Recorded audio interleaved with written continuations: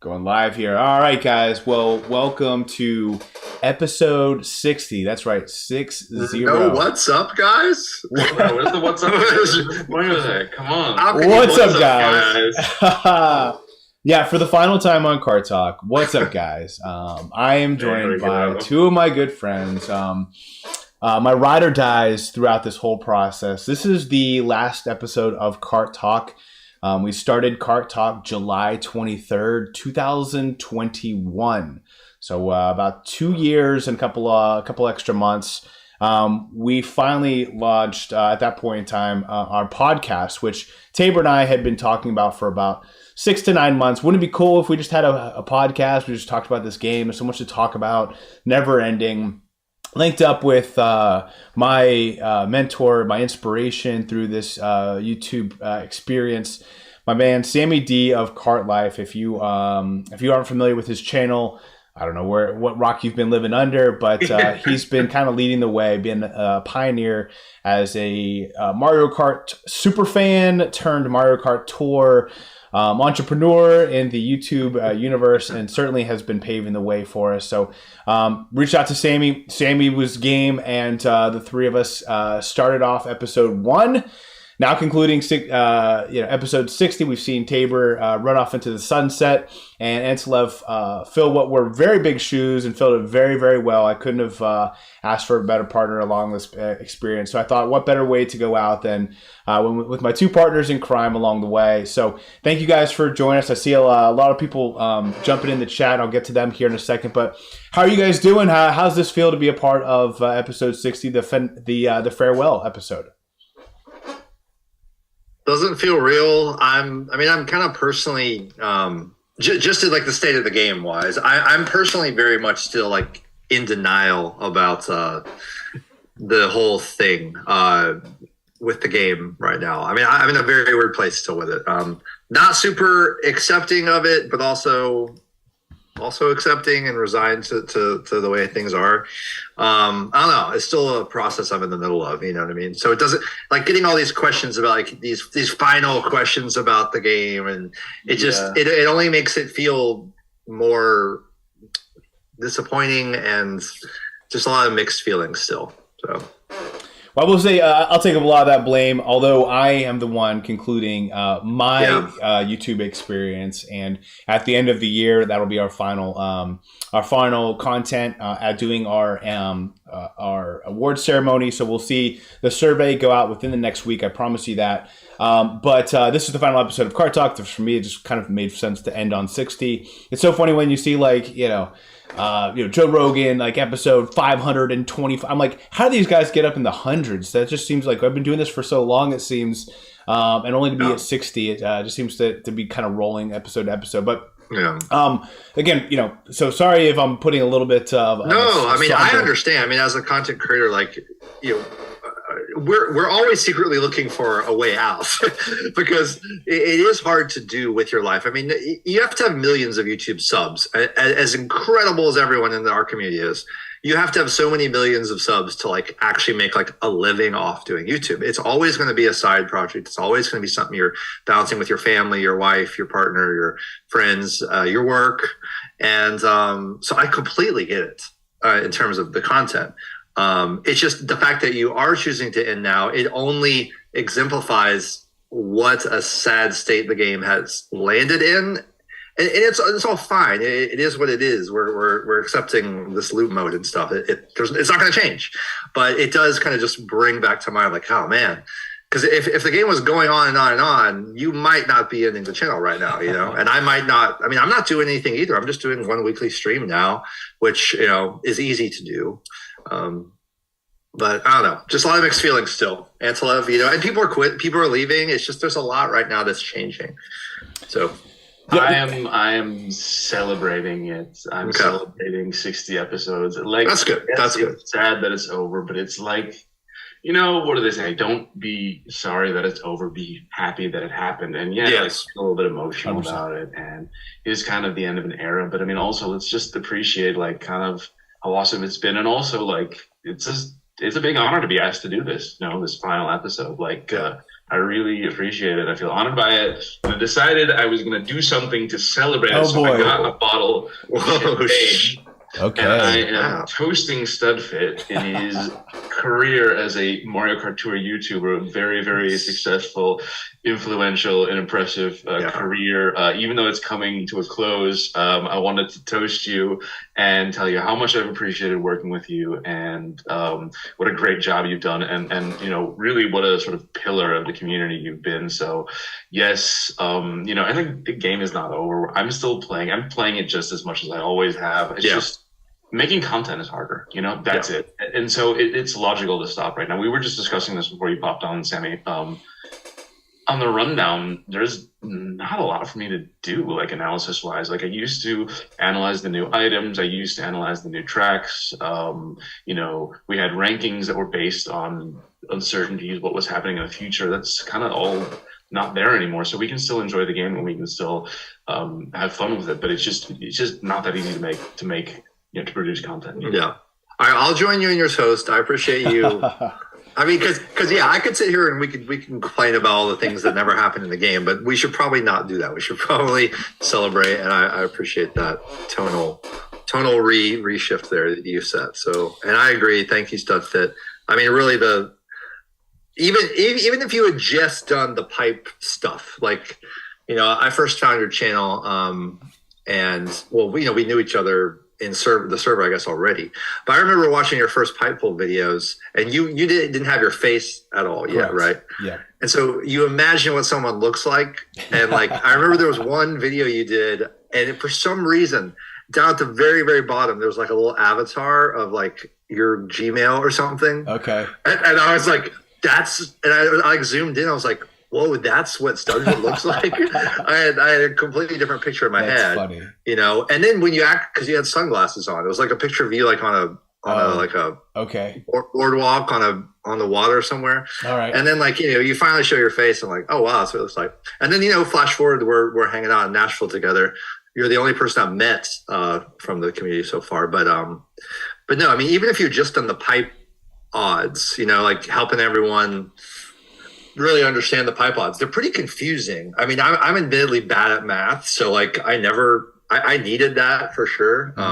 Yeah. But even if you just done that, but then going on to like really outline the entire meta of the game, I mean, you really spearheaded that. So yeah, just to add on to the Studfit love fest there. Well, I mean, very humbling words, and I really appreciate that. And yeah, we've had to reinvent the channel a number of times between, you know, the pipes going away and how big a part that was of the game. I try to simplify it. Like, I mean, you're either beating the pipe or not beating the pipe, and I mean, those days have been long gone. But you know, I still really enjoy the game. I still plan on playing the game. Still would love to be involved in different communities. I still like to keep the server up and running just because, you know, I don't want to break up the stud fam. But you know, and I think hopefully people, you know, don't feel obligated to you know, pay a large amount. I still would like to keep it private, but you know, I'll find some other way so that people can, you know, reallocate their funds to, you know, someone else that's creating content or whatever. But ultimately, this has just been a blast, and I've really enjoyed it. You know, thinking about you know, like this one moment where, you know, we were told the news that there's going to be something coming up, and you know, and then we found out that there will be entering into this loop mode, and they're like, well, hold on, we'll see what happens, and then we've like, maybe ranked isn't the same every single tour, and then that happened. I was just like, man, all right, what are we gonna do? Worst case scenario. Like Antilev and I were like, how are we gonna do this top 10? Are we gonna do top 10 like for this past year, and then it just like, well, we can't even do the algorithm. The algorithm doesn't work right now, so we just were like, let's just look at what's available and just kind of do this rolling list. But the list is, you know, I really feel like that one first, you know, anniversary, like that's kind of the starting point, and then, you know, it kind of whittles down from there and becomes less and less helpful as these buffs start to go away and you start to kind of see what's going on. So I just felt like, you know, the game was kind of really calling close to the channel. I really enjoyed the channel. I always, you know, for me, like, you know, I really enjoyed hanging out with my friends. This would be stuff I would be doing anyway. But ultimately, you know, it comes down for me just about focus. And, I'm the kind of person I'm either all in or I don't want to even do it. Like I can't even think about playing, like starting a new game because I know I'll get addicted and then I'll just won't be able to put it down. And then I'll have like multiple games. So for me, I just like, this is my way that I'm bowing out, and it seems like the perfect time. Otherwise, I could get sucked in for a lot longer period of time. But I will say, I really enjoyed. I was looking back at my schedule over the last. So again, started this channel like that or July of 2020, and then just like doing those pipe pulls you talked about, no face or anything, and then we were able to get to 1,000 subscribers in about a year, which was really cool. And then we were able to launch memberships. Now we're just under 2,500 total subscribers, which I think this month was the first month it went down. We actually lost subscribers, but we were like right there on the edge. But I was looking at it. I recorded some type of episode, whether it was the rundown, Kart Talk, or tour reaction in Las Vegas, Nevada, Charleston, South Carolina, Nashville, Tennessee, of course with you, Sammy, Orlando, Florida, Outer Banks, North Carolina, Boston, Massachusetts, Chicago, Illinois, Dallas, Texas, Omaha, Nebraska, Charlotte, North Carolina, somewhere in Maine, Bristol, Tennessee, Grand Island, Nebraska, Greenville, Spartanburg, South Carolina, Washington, D.C., New York City, and even Punta Cana in the Dominican Republic. So for me, those were all places that I actually took my laptop, maybe took a mic, some lights, and made the most of it. I still remember, I think one of my favorite moments was doing a tour reaction in Las Vegas. And some random guy like walked up to you and he's like, "Hey, who are you talking to?" And he's like, "Can I say hi to him?" And I was like, "Sure, man. Welcome to the YouTube community." He's just like best Kart Talk guest ever. Even I'm confusing the name. And he was like, "Yeah. Well, we still are, still to this day." But he's like, "By the way, what is this all about?" I said, "Mario Kart." He's like, "Don't get blue shelled," as he's walking away. I was like, "That was amazing." To me, like that encapsulates why Mario Kart is like it's intra-generational like phenomenon that will my kids will love Mario Kart. Don't tell them this, but get them a go-kart for Christmas. You're getting the new one. That's the real one. I don't know if it's a real one or a new one. But there's a green one and a red one, and then there's a pink one. And so I'm like, this has to be like kind of infused from. But the ones they sit in that are they powered or are they like little? It goes up to 9 miles an hour. So yeah. They released the real. Yeah, I like. So they're getting that for Christmas. Like that. That's what's like cool about like that's this amazing, of Mario Kart in general. Now. We'll see them doing a podcast in a couple of years. Well, I did tell them that at the very end of the episode, they could come in and say goodbye to everybody. So you might see them at the very end of the episode. Now, without further ado, I do want to say hello to a couple of the guests. I've already seen some donos coming through, so I have to give some shout outs. But I see everyone who's here. I just appreciate all support, all the love. We've got so many great questions that were submitted on the server today. Many just kind of reminiscing and some nostalgia incorporated. But I just want to, the reason I did all that, the reason I went to each one of those, cities and didn't let, my travel schedule get in the way of this game, which again, for me, it now allows me to be able to focus on my career and stuff. But it's because of, the Stud fam. It was because of those 2,500 people that watched. It's so funny because, I had somewhere between 2,000 and 2,500 subscribers, probably for like the last year or two. But there was always the rundown always got like 3,000 views, and there was people watching multiple times, and like there were people that didn't watch. So anyone who watched an episode of the rundown, I love you guys. But a special thanks to Kian, Chabout Rita, Rachel J, Alpha Dark Deadly, The G Siegel, King Brian, High Mileage, Low Rent, So Crazy, Craft Gamer, Tokyo DR, Mesa, Thoko, I see Matt Ulrich, Dr. J, Davey, Johnson Jiang, I see Cartlife out there, Snuffles, and then Kareem with What's Up Guys, Dono of 10 pounds. Appreciate you Kareem, a.k.a. Kanye East, one of the best players in the game. I see Puffton. What's going on, Puffton? Puffton's been huge support throughout this whole process, making all the thumbnails you see, including the Kart Talk one that I think she was inspired by Sammy, and Sammy gave her a couple ideas, and she ran with it. But all the other thumbnails, all the backgrounds, all done by Puffy. Huge support and huge love goes out to Puffy. Appreciate you. Antilev out there, SM Bros, Couch, Amandaline, I see out there, Andy S, Ed Dahl, I see Brian Voice. How you doing, Brian? Hopefully you're doing well. I see.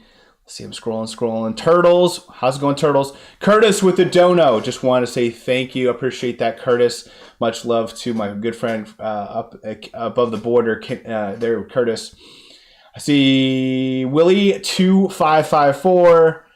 Let's see if anyone else. I see Sauna out there. Awesome, guys. Well, thank you very much. Snuffles with the Studfit. I'll miss your content so much. All the best. Well, guys, again, this is all going to be positive and in such an awesome way. But, this game has been great. This game has been awesome. I still am looking forward to playing this game. It's just the content, I just want to make sure that that I don't half put my effort into it, and I just want to be able to allow other content creators to be able to take some of the reins, and it sounds like Antilev, you want to keep doing something a little bit on the side, right? Too. So if you haven't subscribed to Antilev, do so. Well, I was gonna say, I'll just get right into the game for a second. Is there any way that with the remaining buffs, because you're not going to be covering the remaining buffs in the rundown, and let's face it, some of the remaining buffs have been lackluster. But I mean,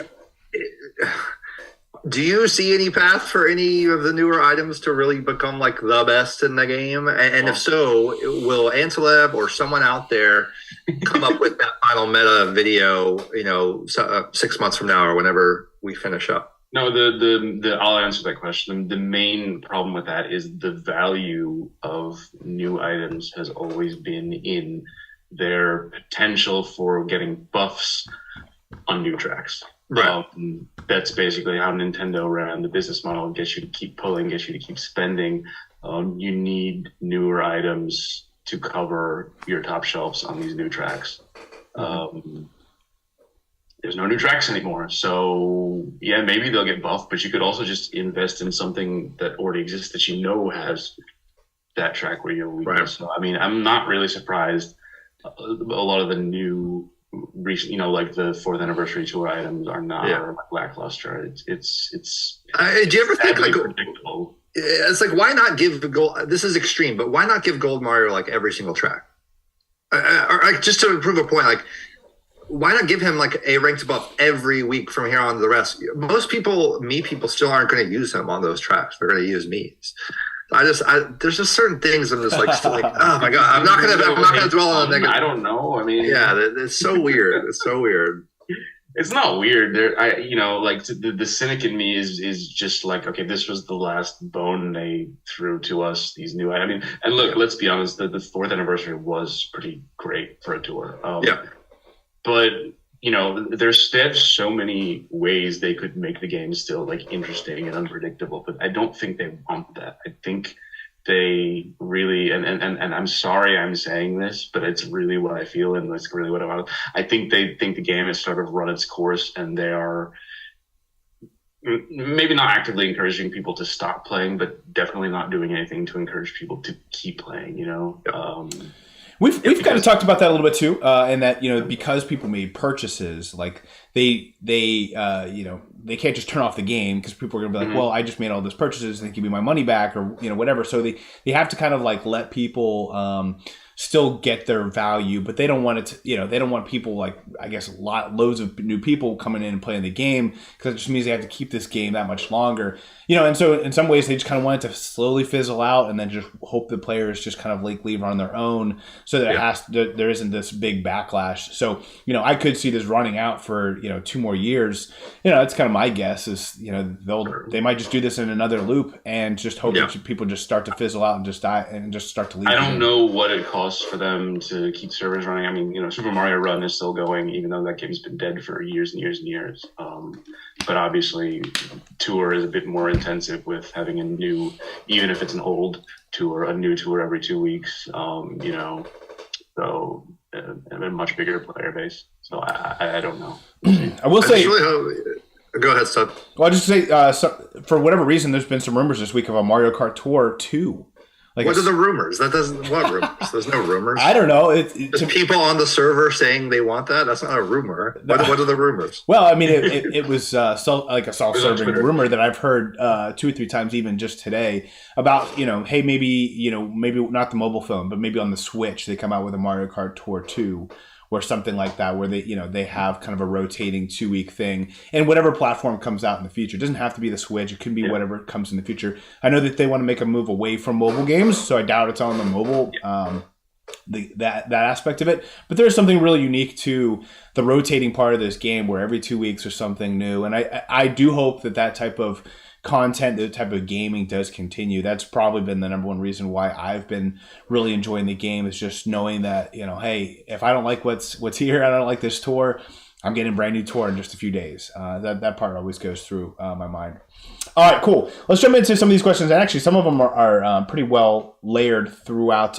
But in our server, we asked anyone to ask questions. You guys can feel free, if you're out in the chat, you have a good question, feel free to drop it in there. We will prioritize the ones that were submitted earlier. So if you got ahead of that, we'll make sure to get to those first. In fact, Super Santa Bros actually, certainly changed his name here on our server, but SM Bros, obviously a big, huge fan in the server. Asked a good question we've kind of already touched on a little bit, just about memorable moments. So with this being the final episode of Kart Talk, what were some of y'all's favorite and memorable moments from the podcast and or from Mario Kart Tour? Kind of mentioned a little bit just in Las Vegas as kind of one of the more memorable moments. That wasn't necessarily from Kart Talk, but man, it's just so many good memories from me. I'm curious to from whether it's the podcast or rundown. I'll maybe hear from you, Antilev. What's your kind of a favorite moment from just being on the car? I'd say probably my first episode of the rundown. That when you had me on, at that point I wasn't really,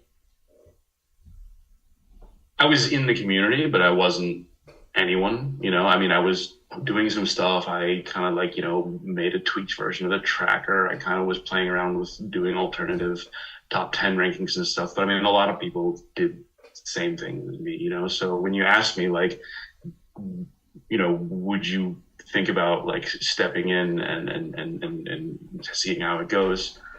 I was first of all, I was super nervous, but I was also excited to be able to engage with the community in that way. And then later on, when Tabor said he was going to stop doing his top 10 model as well, and we had to replace that. That was also really exciting, and it was, I'm not gonna lie, it was a ton of work to build from scratch the DKG rankings model. If you see the spreadsheet, it's crazy complex, and I actually don't know if I would have the motivation and energy to create something like that now. But 2 years ago, it was really, for me, exciting to be able to do that and then be able to share it with the community.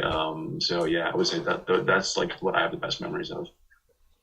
No, I appreciate that, man. Yeah, no, you've like I said, I did not know when Tabor stepped away. I was like, Tabor, are you sure you want to do this? We're starting to finally see some momentum going our way, and I'm like, I don't think I'm going to be able to fill your shoes. There's probably no one who's going to be able to do this as well as you have. And Antilev, I think in your own flavor, in your own way, have found a phenomenal way to not just be able to kind of get by but take this to the next level. And so I couldn't have done it without you, man. I appreciate you.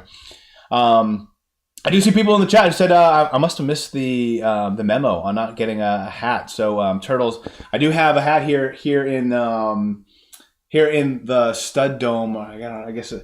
It's a Mario Kart. It actually was a gift from one of the members. So again, someone who was out in California at the Mario Kart or the Nintendo World out there sent this to me. So I'll sport this for a little bit. I'm not a big hat guy as much as Antilev or as even Sammy, but have to join in. But you have nice hair, so you don't need a hat. Got the hat collection right up here. You can see my little hat shelf. These are all Mario Kart hats. Wow. Or Mario hats, at least. Or Mario, at least. The gold hat as well up there, which haven't seen that in a while back in the polling days. But Sammy, what's your favorite, on the content side of things? What's your favorite moment? God, if we're talking about, I can't even think about my channel. There's just so many, personal moments for me there. But bringing it into the context of your channel closing down and Kart Talk and all. I think we've had some good chats on Kart Talk, some really deep chats a couple times that have been cool. And, people just sharing a little more about their life and the way that the community can kind of just be there and has been there for a lot of people during COVID when you're really not socializing and not getting to like have human connection with a lot of people. And in that regard, like on Card Talk, with you bringing more and more guests in, I remember at first I was like, dude, you bring guests on the show if you want, but I would never do that because you never know what you're going to get. Like, I'm like, I don't want some crazy person ruining the show. But I mean, you were very good about curating your guests and bringing in people that really, it was awesome to put faces to the names. I mean, to finally put faces to the top people who have supported our channel, Jeeves and Kareem and Frenzy Grind and Aussie and Nat, who doesn't hang anymore. But like, I mean, Nat's been a whale captain top member for both of us for almost the entire 3-4 years. Yeah. Just people who have really kept us going. And so getting to see the people, you're always a little starstruck, and it's like, oh, it's cool to meet. I mean, the first time I ever got on with Antilev, from his perspective, he's stepping into Tabor's shoes and he's nervous about kind of filling those shoes. But I was just as starstruck to meet Antilev as anyone because he's just a great mind and someone that you really feel like we would be friends with in real life, Yeah. And back at you, Sammy. I mean, like the fact that so this is not something that is really public knowledge, but I think after the first or second time I did Rundown, Sammy messaged me privately and he said, dude, you are so good.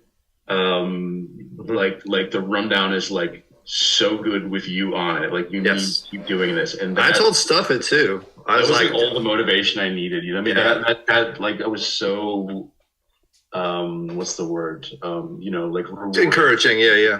Because like I did at that time I'll put a lot of hours into the data work and stuff. So it was. Honestly, we talk about starstruck, like, it's just like arguably like the number one guy in the Mario Kart community who's coming with high praise for you. It's means a lot.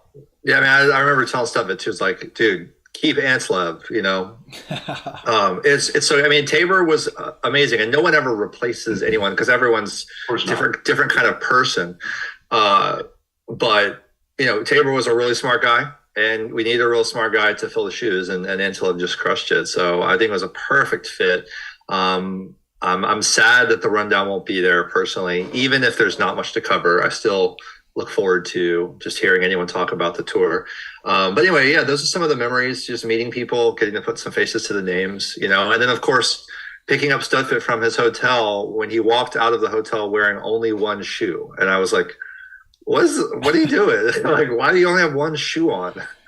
I don't even know. I still don't know why you only had one shoe on. Like, I gotta go to the car and get my other shoe. My other shoe was in the car. And then we're just both sitting in the car looking at each other and be like, you're really Studfit. You're really Sammy D. Like, this is weird.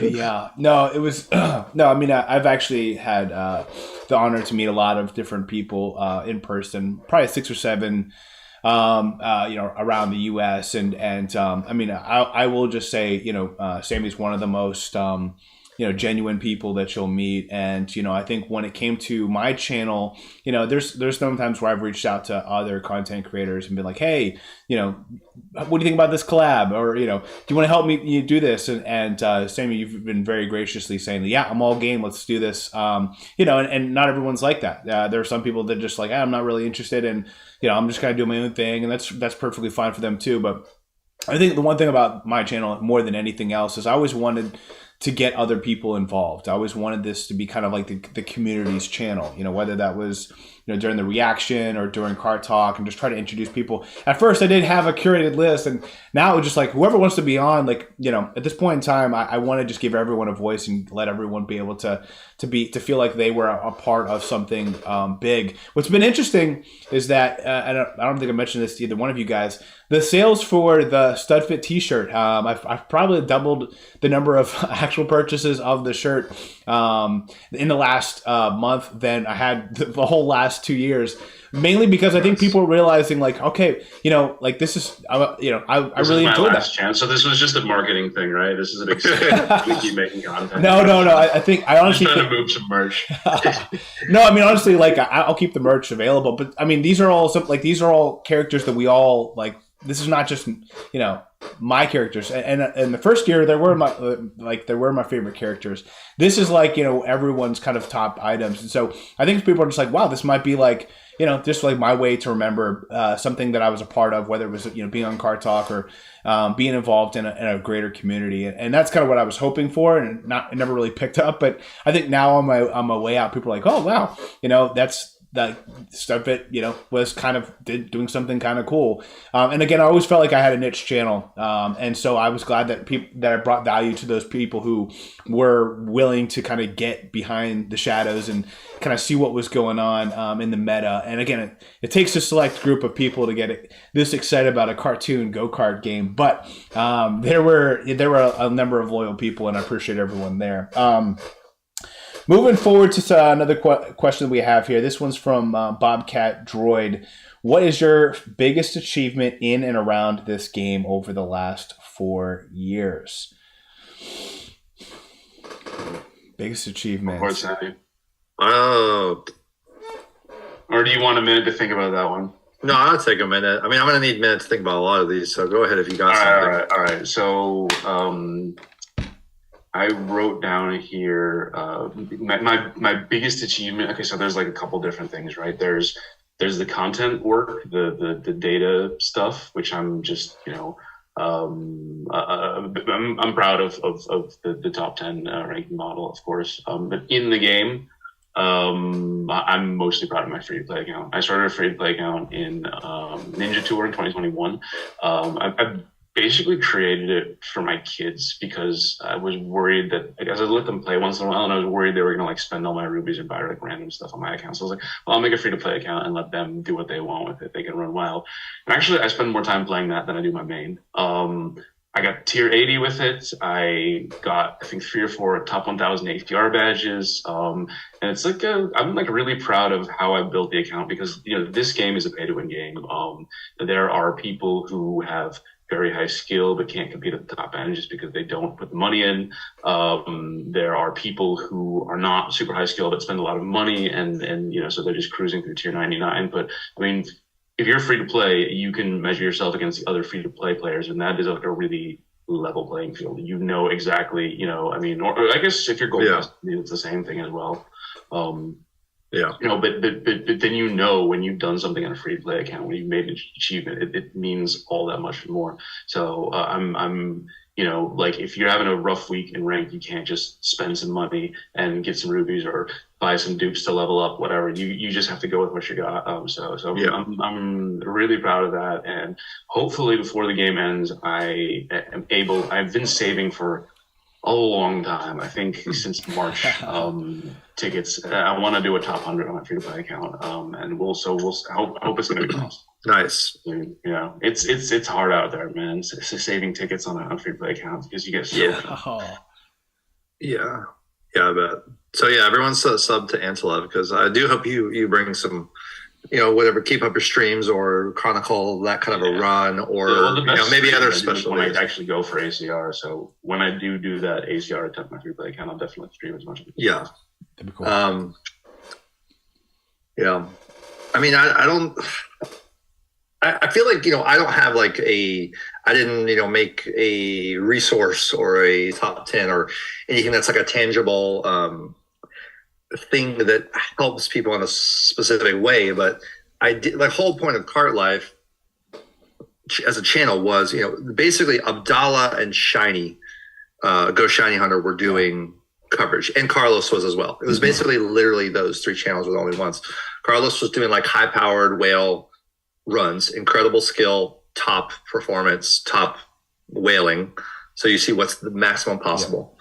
Shiny was just kind of more the relatable, average guy, good player, but it was more fun watching him, try to pull up pipes or whatever. And Abdallah was the showman. But there was still a niche in there where I was no one's talking about.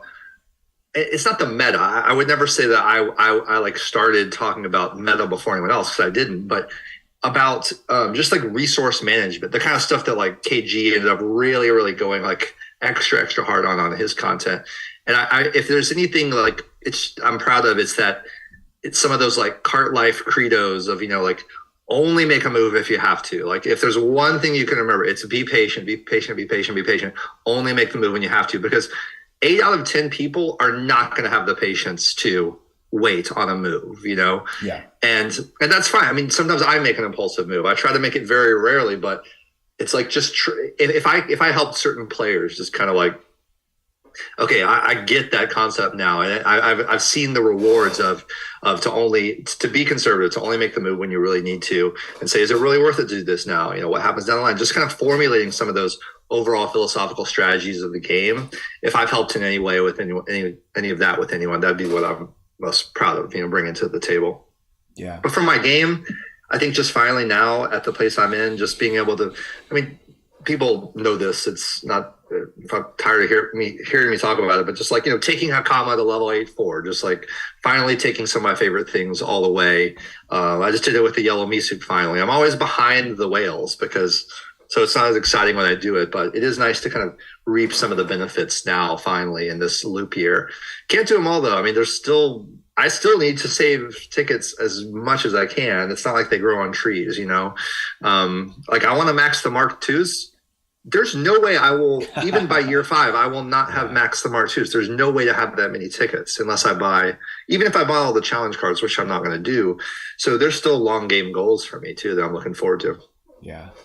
No, that's a really good point. I think I could, look at every, facet of the game and find different favorite moments, whether it was, and I think just a lot of people's, favorite moments were, I'm surprised Antilev you didn't say it, but a lot of people, it's, that top 10, like that's kind of their pinnacle moment, and for me, I after making a couple of top 10 attempts, I think even if one of those attempts I actually got a top 10 badge, I don't think that would even crack a total like top 5, moments, when you think about like when I was there in Nashville and we got to record a reaction together, Sammy, or, that was awesome. Like some of these, like, I mean, even like thinking about some of my favorite content that I created, I had this big hitbox episode that was one of my favorite. And then I did one on all cup ranking before like, and I interviewed Carlos and Gamer Amy and Tom.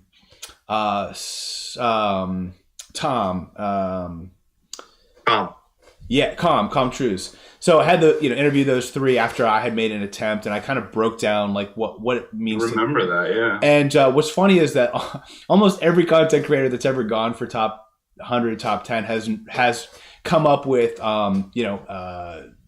come up with very similar results and come up with very similar takes on it. But really, I mean, it's kind of a lot of it's kind of the same stuff that I talked about back in, this was 2021 had to have been. And so, at the same point in time, I feel like that was a, kind of a golden resource that I wish I would have done more of that. I started creating this, and Sammy, you've done a great job of kind of creating these evergreen content that hopefully will, surpass, any individual tour. I wanted to come out with one like, I just downloaded the game, now what? And kind of, go step by step into drifting, talk about the combos.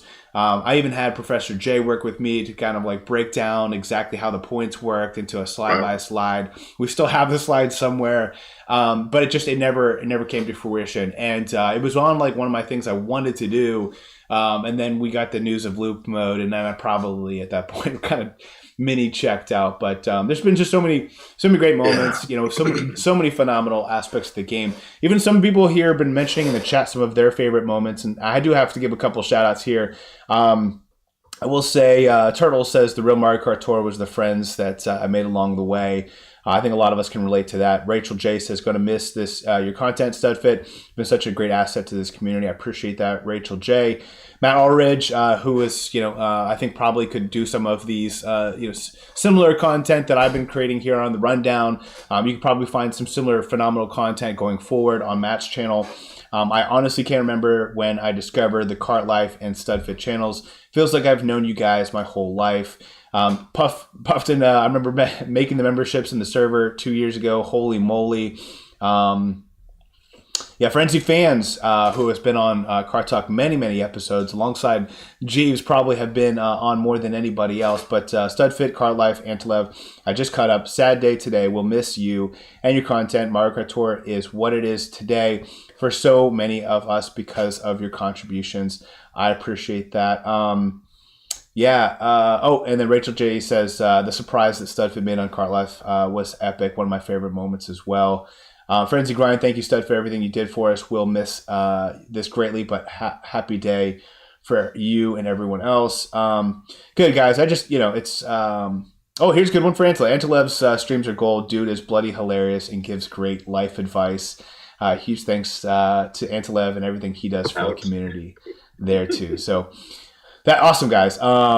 Again, this has been a great run, and I really have high hopes for the game, going forward. Just not a lot on the meta to talk about, and for that, I think that there's a lot of other great content creators that can step in and do what I do. There's that comment that you made, Sammy, that still kind of resonates in the back of my mind, which is just that new players deserve content too.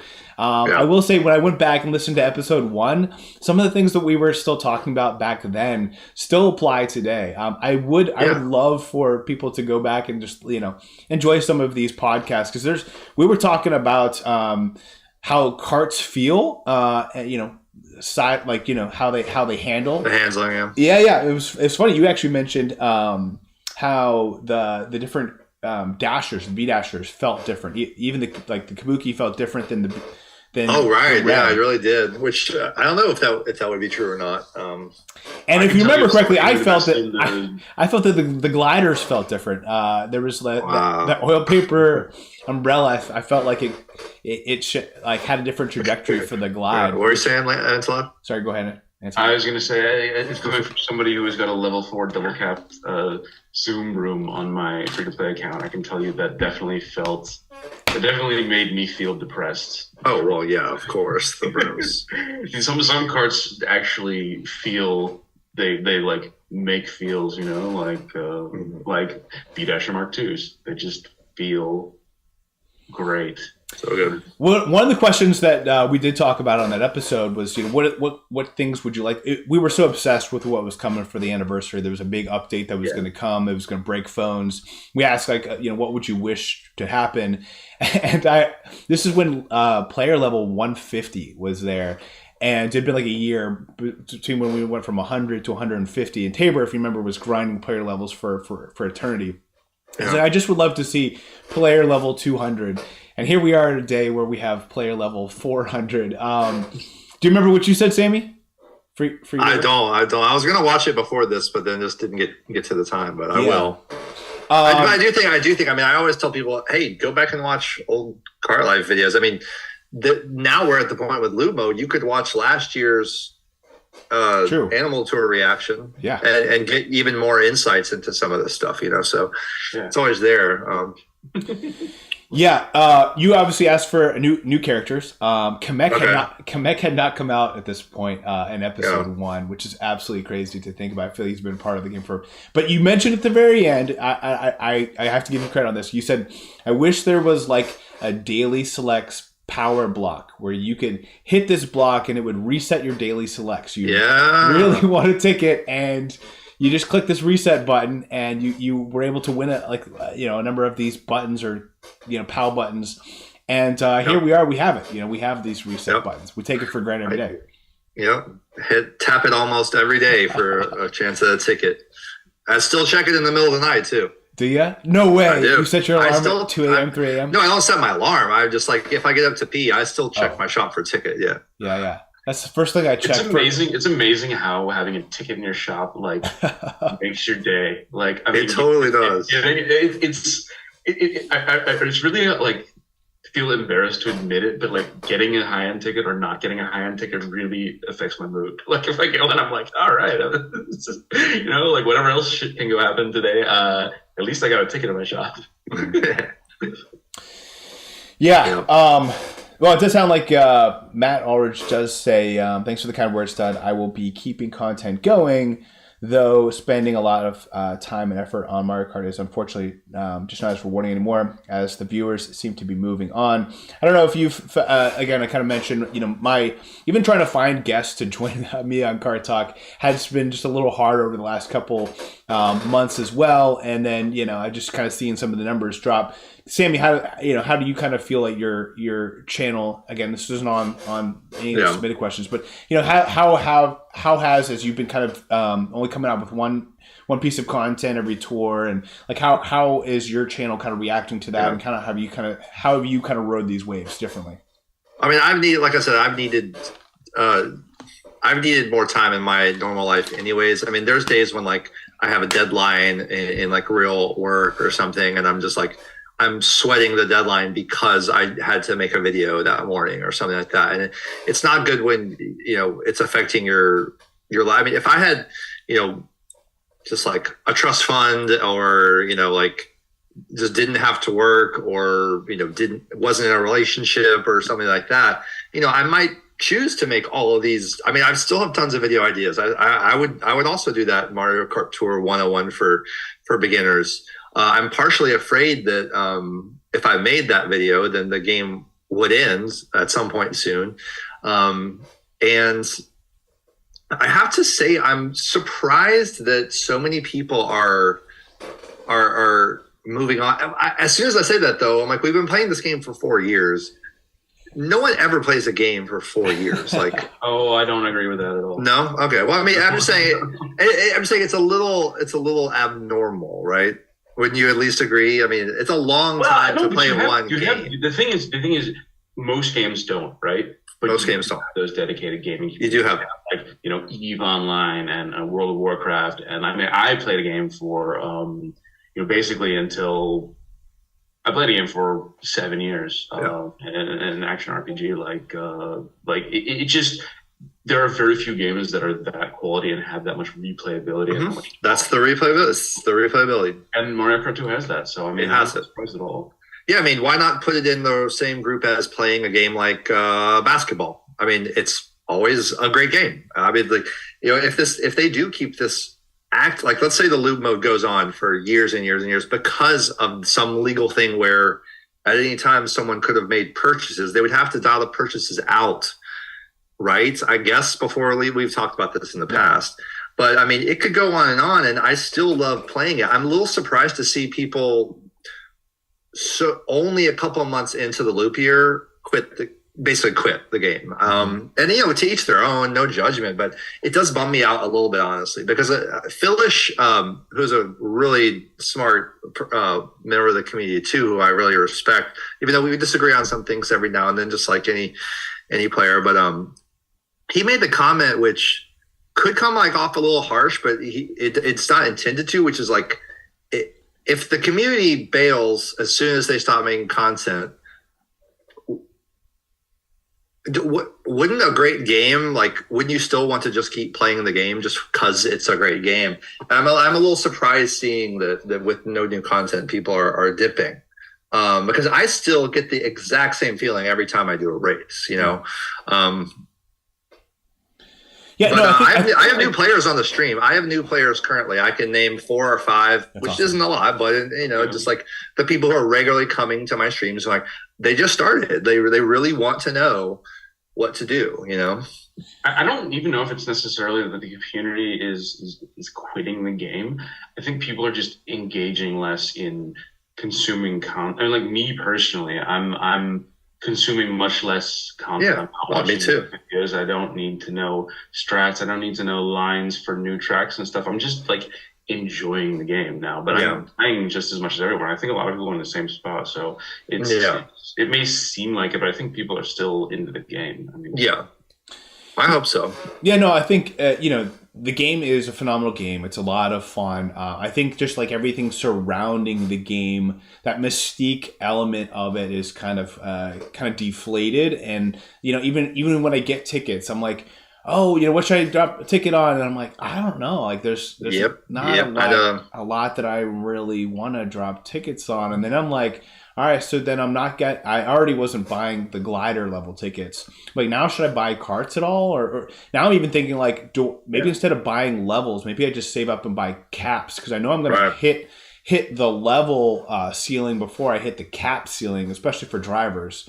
What if it makes sense for me to invest in cap tickets, which again is a whole ball of wax because of how expensive they are. But, I mean, there's problems.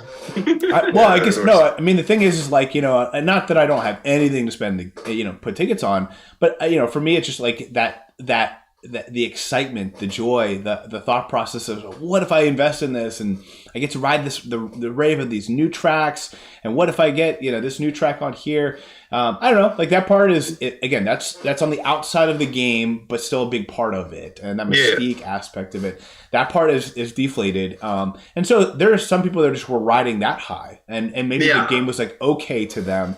But there's some of us that just like absolutely love the game. And for me, all cup ranking is why I played the game. And that part, it didn't matter. Like this tour, I'm playing some of these tracks again for the first time in 6 months. These DK Mountains haven't seen in a while. The Sky Gardens, like these are so fun tracks, and they're still figuring out. Even like if I'm trying to boombox, and like hey, they're like this part of Riverside Park, you can go over here, and it's like right before this jump, and like you can actually go over there, and it kind of shoots you back. It can delay things a little bit, so you can actually get a better. I don't know. Like I'm still figuring things out about the game here, 4.5 years in, which is crazy. Yeah, and I mean honestly, like the last year of content, basically up until 4th anniversary, it was such a rush. They were putting out content so quickly, so much, so fast. It's insane. I didn't get a proper chance to enjoy for example, Mario Raceway. Do you know what that track looks like? Yeah, exactly. I mean, they got lost in the shuffle. Yeah, it did. I mean, I want to play that track. I want to like play it, enjoy it, and I want to get to because there's one of the questions and the things like, hey, what is your all-time favorite retro nitro thing track? And I was looking at it, and I was like, I don't know yet. all the tracks in the game, and I was like, I don't even remember what some of these look like because Luigi Circuit or Luigi Raceway. I don't even remember which one is which. That was a very low appearance rate too. Yeah, no, but I mean, like, so I appreciate Rakemo that we can actually like do these tracks again because I want to fall in love with those tracks the same way I fell in love with like Airship Fortress and Neo Bowser City. I mean, they really make you wait. You literally can only play Squeaky Clean Sprints once a year on this game. Yeah. Right? It's only in one tour. Yeah. For example, and there's others too. And the loop mode, the build they came up with, I'm assuming they came up with this over a year ago and they planned out the year. It's like 90% great. I mean, there are some like we've already repeated one ranked track. I mean, I could be wrong on that. No, we have Chocolate Mountain. And that is annoying because like there's tons of tracks that aren't ever going to be in ranked. And so I ran the numbers on it, and there were 156 ranked tracks for a year because you have 6 virtual weeks. And there were 148 unique ones. So only 8 of them got repeated, which is not good, but it could be worse. It could be worse, but I'm just saying, like, just make them 8, or make them 8 unique. There's so many tracks, but it's pretty good. It's pretty good, And I think there is going to be that discovery each time of what's in this tour, what's in this tour. So I'll be enjoying that. Yeah, definitely enjoying that for sure. I see Edidal celebrating 28 months. Legends is what he says. Friends, Friend Girl, I'm with Antilev. With how much content was coming out, I almost felt like if I missed a stream, I would miss something important. Without all new stuff all the time, it's easy to miss a stream or two. So I mean, there's so much that fell through the cracks. I mean, I watched again episode 1, and we were talking about back then.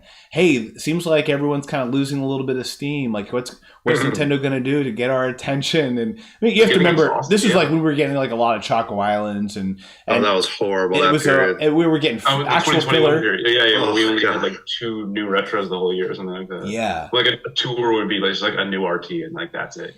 Yeah, the whole trajectory of the game has been crazy. Just how the droughts and then the peaks, just the extremes. But I'm with you on like the new, like I keep getting driver tickets in my shop. I'm like, oh, awesome driver ticket. And I'm kind of like, wait. And the reason it doesn't feel the same, even though it's still good, but it's like you have, okay, the move I want to make with the driver ticket versus the possible future use of the ticket. And that risk is not there anymore. There's no risk. I don't need to have a stash of 9 or 14 driver tickets in case they drop a new coin box driver. Yeah, exactly. And that's what really got me, right? That's it's definitely like, everything is planned out. You know what you want to do. I mean, I'm the same. Like I'm out of tickets because I'm not saving them. I'm just spending everything as soon as I get it. But it's basically like, okay, all the plus skill me's as soon as I get them all 8 and quad capped, and then I'll maybe like look at some other But I mean, I already know what I want to do. So yeah. Yeah, talk about investments. Bobcat had actually a second part to his question, which is, what's your favorite driver kart and glider? And then what one or two are you sad you didn't end the game? And I know, Sammy, this has been a big part of your channel, and you did some phenomenal content over the years of new drivers. You were all about bringing in new.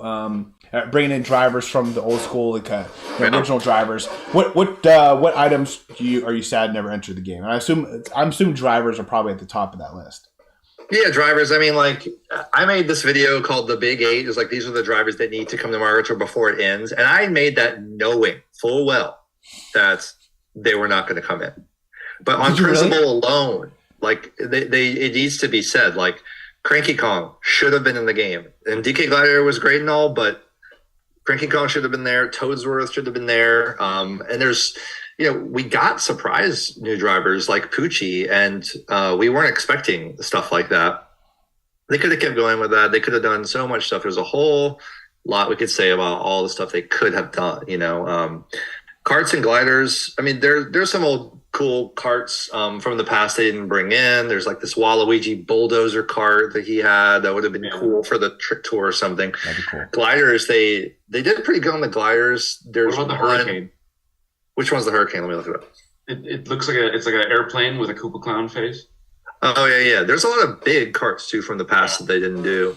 And then there's a glider in Mario Kart 8, the Bowser kite, that I love. It's like a flat, like Japanese kite, like with a painted image of Bowser on it. Yeah, but I mean, and then we all have our recolors we would have liked to see. I probably would have rather had a black off-roader than a Moo off-roader, but it's okay. I never cow-colored off. I'm just glad we never got bikes or wheels that we could have purchased or something like that. That would. I mean, we got the brooms, which are kind of like, I mean, I thought that would have. But like a new category. New category. A fourth item. A fourth item investment. If they wanted to make more money, take money. That would have been probably too debilitating for me. But my favorite driver kart and glider, if that's part of the question ever. I really landed on this thing with Hakama Mario. He's just like my guy. He's maybe it's because of that he was part of the first month of the game. So there's an original like feeling to it.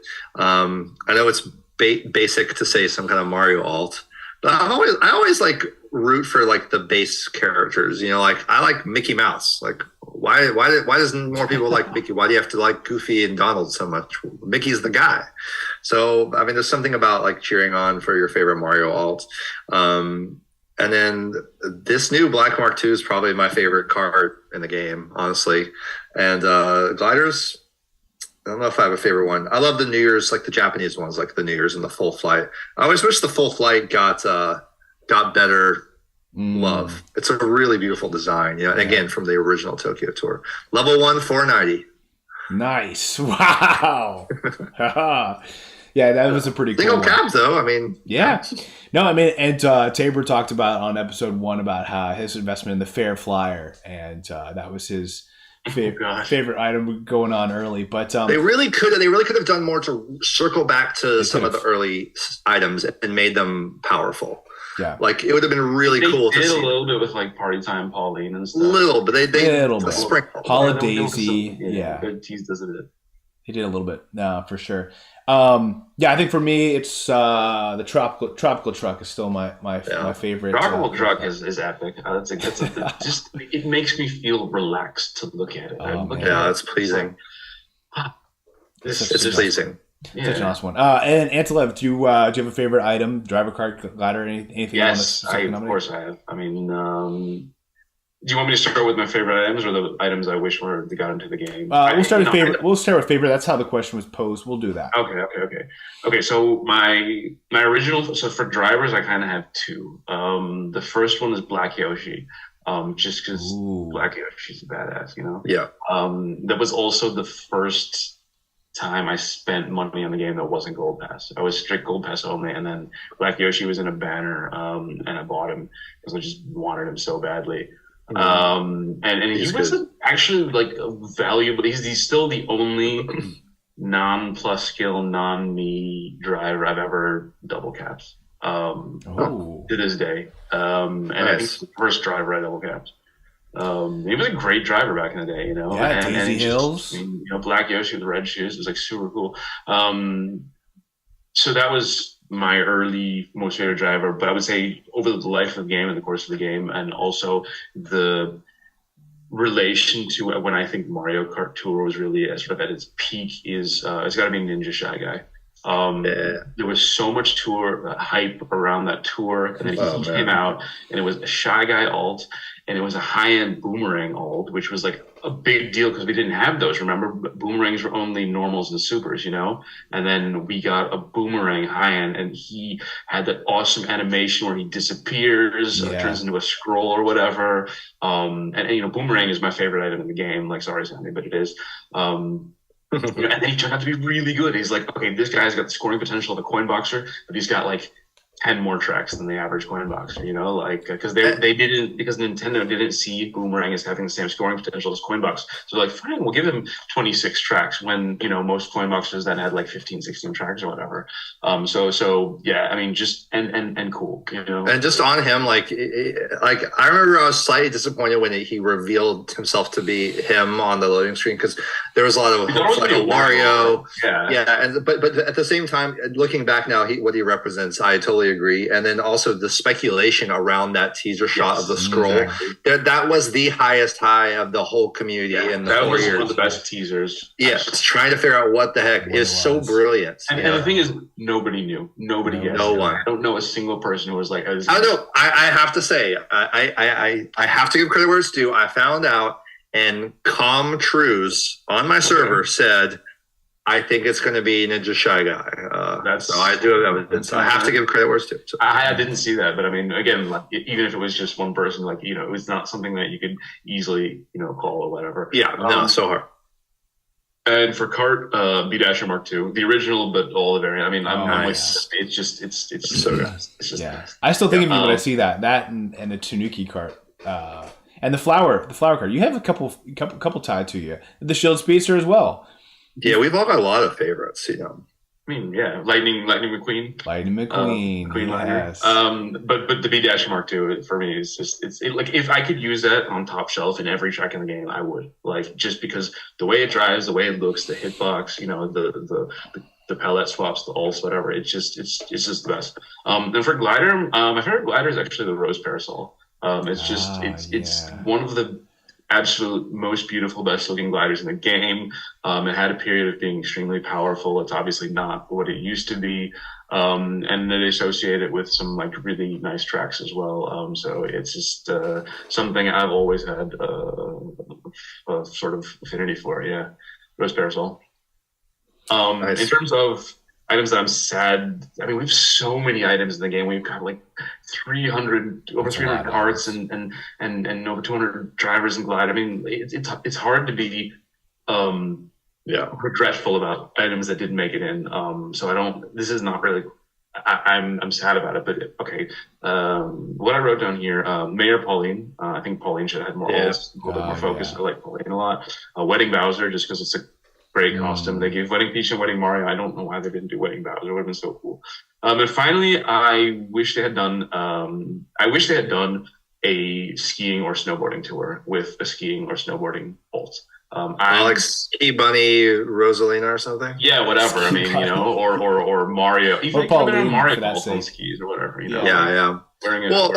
And to your point, just like Mayor Pauline, it's such a simple alt. It's such like and they already have the asset data for it, right? I mean, and then like the biker Wario, just like certain drivers. I think that was part of my disappointment on Ninja Shy Guy. He already had other alts, and it's like they just really didn't give the alt balance to your Wario, or even Waluigi didn't get enough. People love those characters, but I will say the track. I think in general they did not do enough villains. We did not get enough villain alts, except for the dumb gold. Alts. I mean, there's clearly things they could have done that would have rocked the world. I mean, a Fury Bowser would have just been insane. It would have brought in so much crossover appeal for other gamers too. But I will say there's one track I really wish they had added. I don't know if that's part of the question or a different. You could add it in there. For you, Sammy, I've made videos on this, so again, it's old news to everybody. But Sunshine Airport. They should have launched the game with Sunshine Airport, because it's about traveling, and it's one of the only Mario Kart 8 tracks. There's no Mario Kart 8 tracks in this game, because most of them utilize the anti-gravity mechanic, which basically just means like really extreme turns. But they totally could have done Sunshine Airport. There's not really there's no upside down or anything like that, and it would have been there's no required anti-gravity sections there. I would say. Yeah. You could have done those ramps up there like normal and. If we're talking about tracks, then I'm actually completely confused why they didn't add Makawu or Woohoo, because they put like literally every other 3DS track in. And there's objects from those tracks in the files as if they were working on them. Those are such cool tracks. I don't know. Okay, and they're long. Like I don't know if they're both. Woohoo Loop maybe it's not, but Maka Woohoo is one long track that doesn't have laps, which is it's always cool when they do. Love that. Just a little different. Yeah. Okay. No, this is good.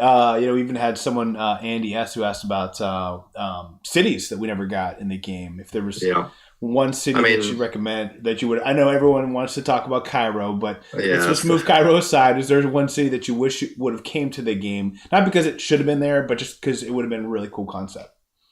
I wanted Mexico City, and I wanted them to do it at night. I wanted it to be set in Day of Halloween, like Day of the Dead style, and do like a Dia de los Muertos alt, That would have been so cool. That would like Peach with like Dia de los Muertos or whatever. Yeah, that would. But that we didn't get any like South American. No, I mean that's what I was gonna say. I wish we just got. You got some North American stuff, a lot of European stuff, and a few Asian things, and then like Sydney, and nothing from Southern or Western Asia, nothing from Africa, nothing from South America. There's so many opportunities we could have done there. What about Istanbul? That would have been that's still sort of Europe, but I mean it's sort of not. That would have been sick. I thought it was very, very like Western centric, which I thought was a bit of a shame. A lot of a Brazilian track would have been amazing. Rio or Sao Paulo. Yep. Rio for sure would have been awesome. Yeah. No, it's kind of funny. Obviously, I didn't want to focus too much on that because we've gotten so much good content, and honestly, even thinking about just the warp mode that we got earlier this year, like we've been given so many new courses, so many new items this year, including some of the best drivers like DK Gladiator and others that we finally got that DK alt. Like I feel like that's got to be a highlight in a lot of people's minds, just of what the community went through to get to that point. I do want to give a couple shout outs to see Beer celebrating 15 months. I also see John Boy 88, who's been on many card talks with us.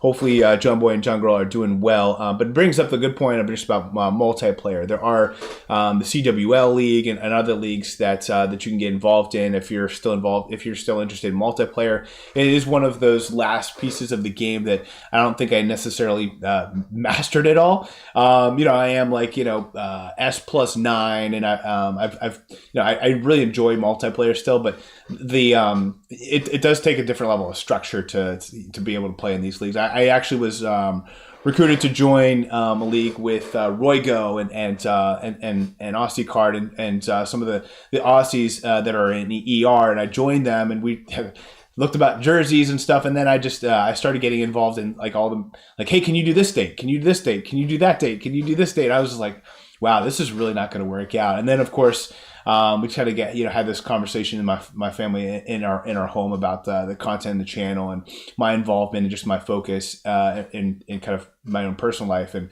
I decided to bow out. So anyway, but that is it's something. It is something that a way for someone to be able to enjoy the game. If you really enjoy the game, definitely check out some of the multiplayer leagues. They're still a lot of fun, and there's still a great thriving community there. So there you go. There's the plug for the multiplayer. One new way that you guys can enjoy the game. If you haven't already, you can definitely check out.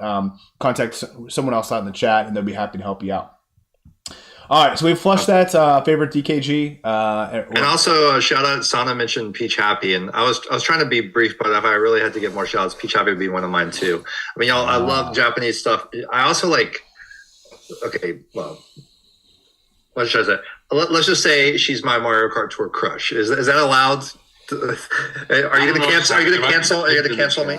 I'm not going to cancel you. The community might cancel you. I don't know.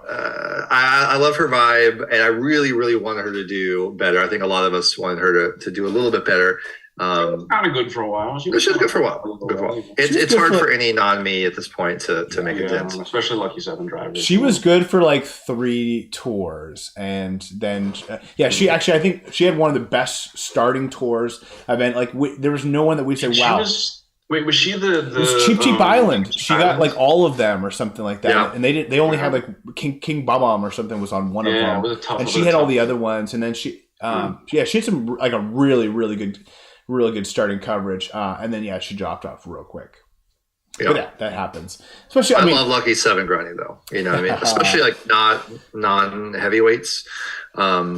It's just fun. Like the bagging, just like trying to be as slow as you can and get the live actions. No, you're not. All right. I hate Lucky 7. You hate it? It's my least favorite. No way.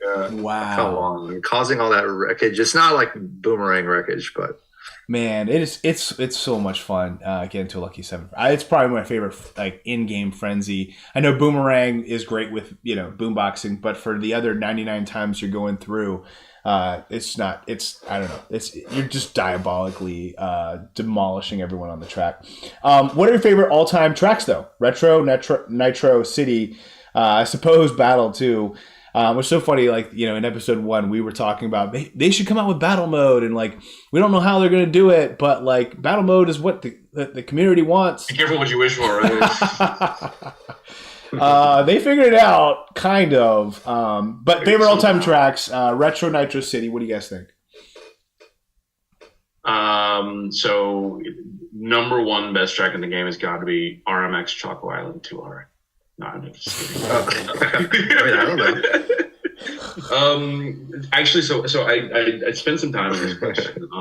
The retros are really hard to pick out because there's a lot, and there's so many good ones. Piranha Plant Slide, Airship Fortress, Neo Bowser City, Maple Shoe, DK Summit, Dino Jungle. I mean, just tracks that you just love. That just make you. I mean, like I get on Maple Shoe and I hear that music, and I take that first turn into the cannon, and it's just like, yes, I'm home. So I had to. It was impossible to pick just one, right? So I was like, okay, what is my favorite track in terms of music, the aesthetics of the track, and also the like how much fun it is to grind. And what I settled on is actually Royal Raceway.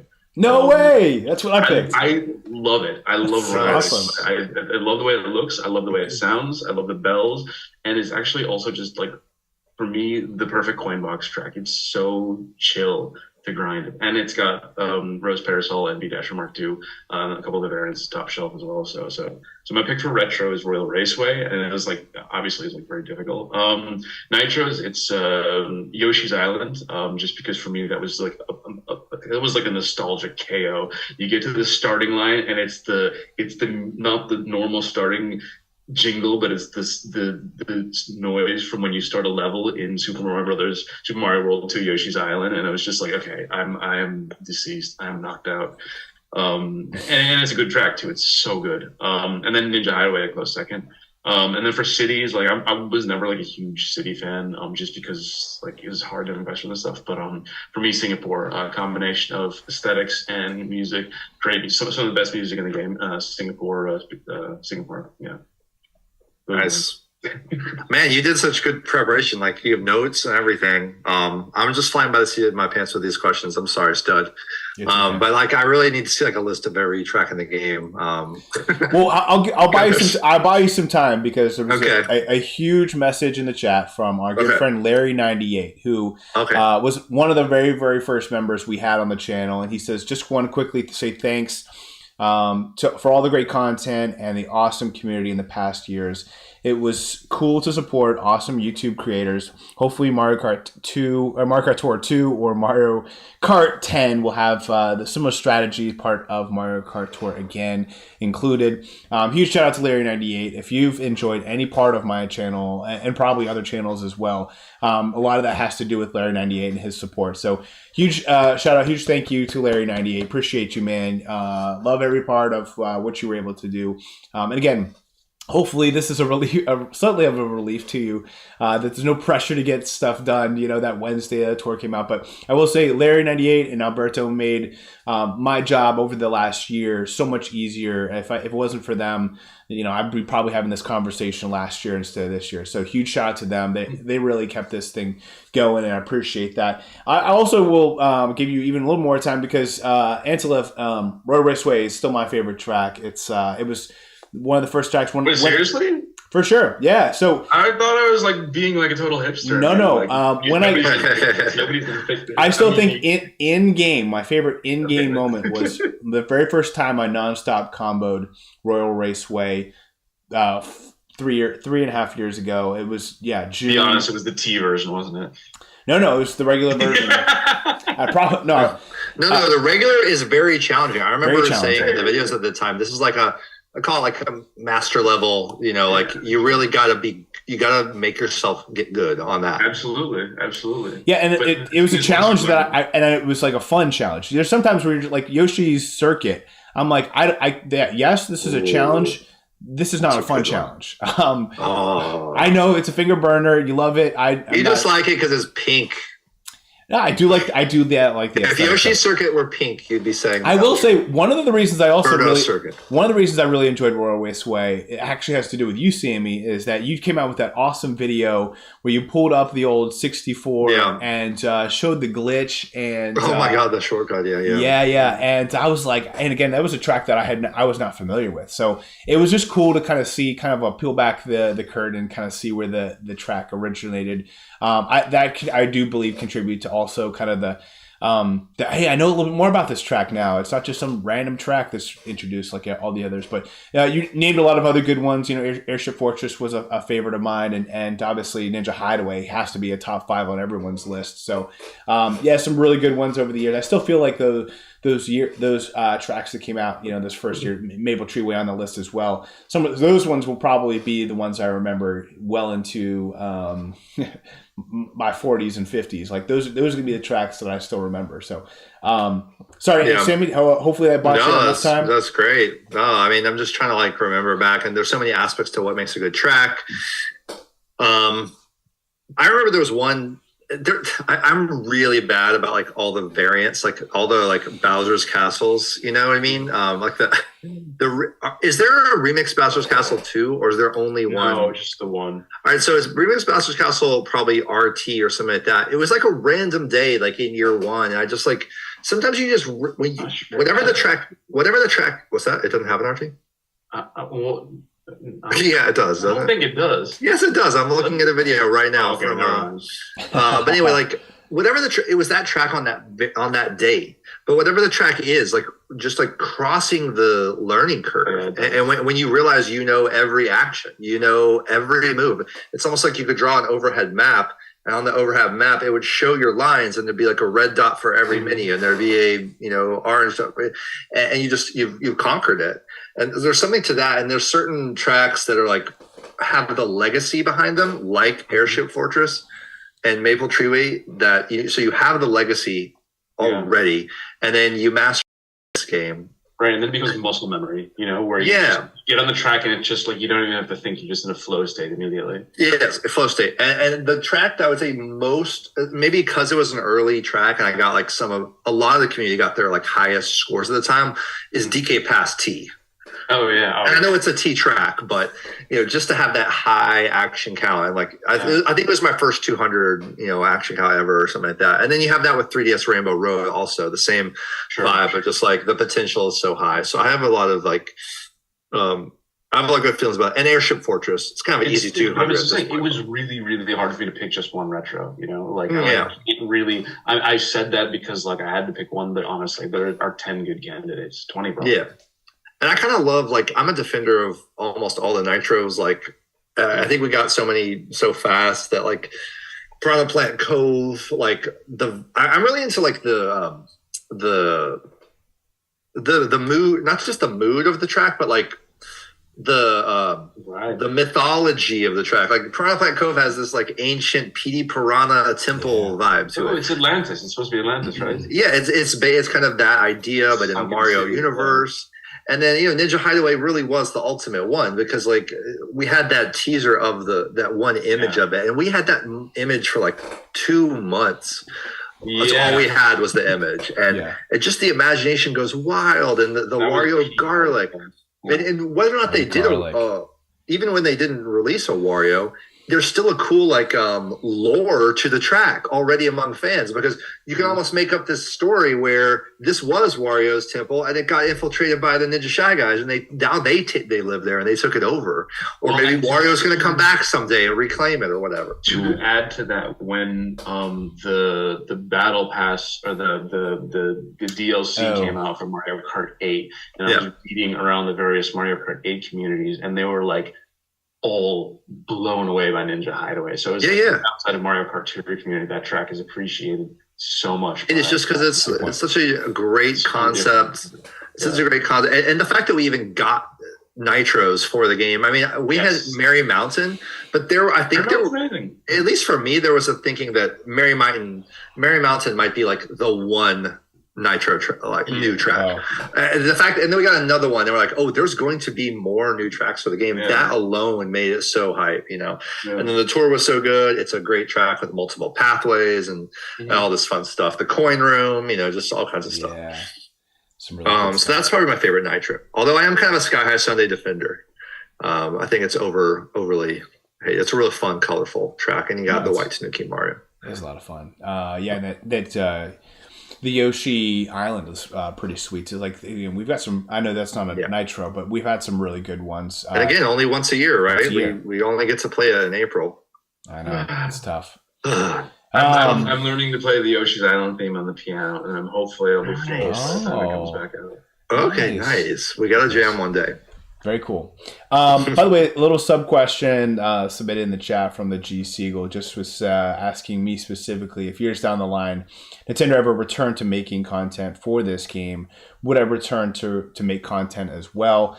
And I think the answer would be no, mainly just because of the reason. It's just, part of it is just, this allows me to be able to focus on my career, focus on my family, and at that point in time, to me, get back into it, it wouldn't make a lot of sense. Now, here's the thing is I'll still have a computer. I'll still have, I'm going to keep all my videos active so people can watch them in the future. There's, nothing holding me back from doing that. But I just think for me, just, I just look back at the time I spent in this game, the money I spent in this game. I could have had a master's degree, for my career or something like that. Now, here's the thing: is when I die, would a master's degree bring me any more joy than this game? Probably not. It could have brought me some more money, and then maybe I could have made done something for my retirement. But anyway, the main point is I'm bowing out for kind of other reasons. Part of it is the meta, but the other part is just it's run its course, and I'm at this point where it's been a great run, and this channel could kind of just gradually land on its own, but I think this is just my favorite way to go out. It's just kind of, hey, we had a great run at it, let's just finish out the year strong, let's finish with the awards ceremony, and then I'll still be around, but the content is what it ended in 2023. So hopefully that answers your question. Hopefully that's maybe not the answer you were wanting, but hopefully that gives you some closure there. Good, awesome. So Crazy asked kind of a loaded question here. We'll kind of take them one by one. We've kind of talked a little bit about some of them, but What are some items that you wanted to invest in but never could due to overlap or hitbox or something else?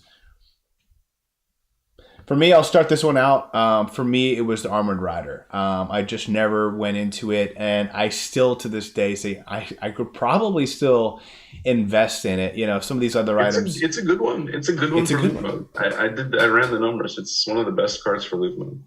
It just had just enough overlap with a couple of other carts that I had that it just never, it's kind of, it just was enough for me to keep it on the back burner, and just I never got to invest in it. But I love the look of it. All those, both that and the Warrior Wagon, one of the coolest looking carts in the game. I wish I'd gotten into it more, but that's my answer there. I'll defer to you guys. I mean, I know Antilev's not a whale, but Antilev, you probably buy more cards than I do. Whale. I'm definitely spending more. Well, I just don't want to offend anyone. You know how people get. I own it.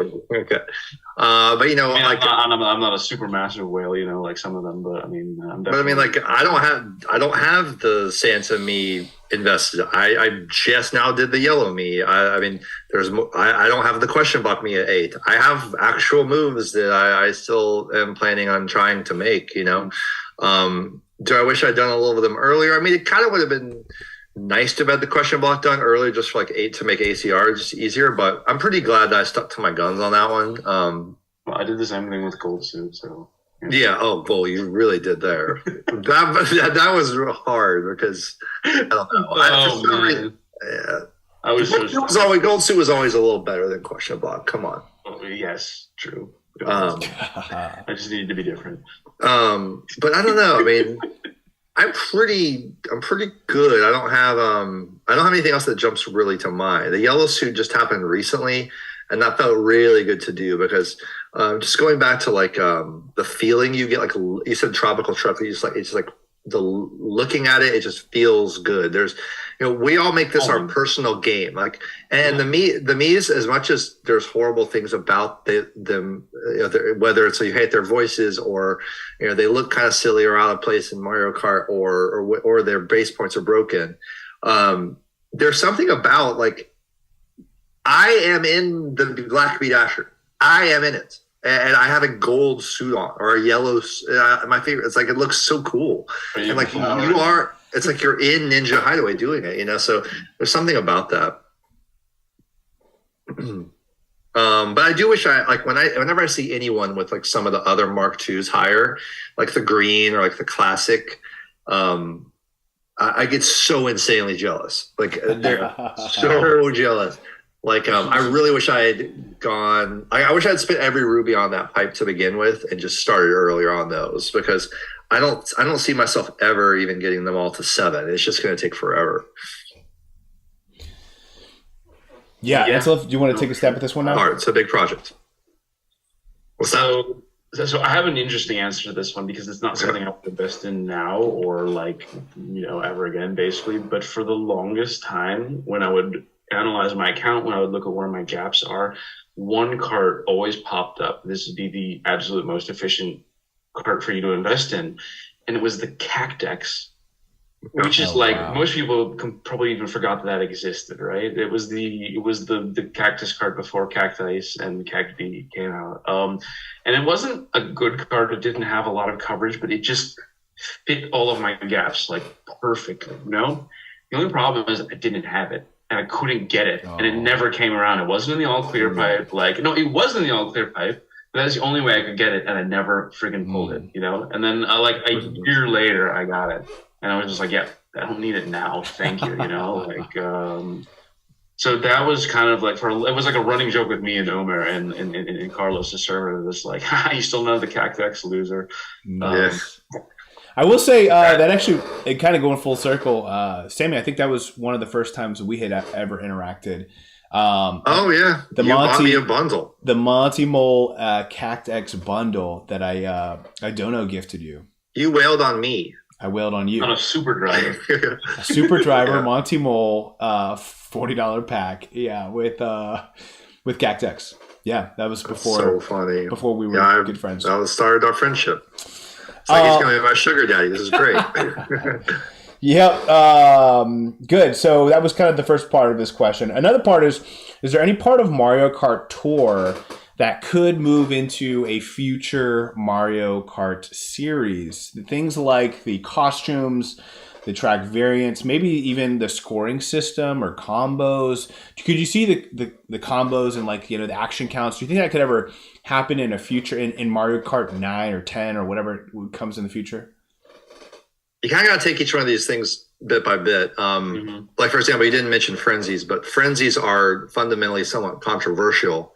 Like a lot of the purists out there, like especially in multiplayer, I know, like I haven't gotten my cart based, yeah, it's so RNG based, and so you want to have just like serious multiplayer players don't use frenzies. Yeah, you'd want to just have your 2 items where you can hold one and then use the other standard way. So if they brought frenzies into the next main Mario Kart game, that's going to be pretty controversial.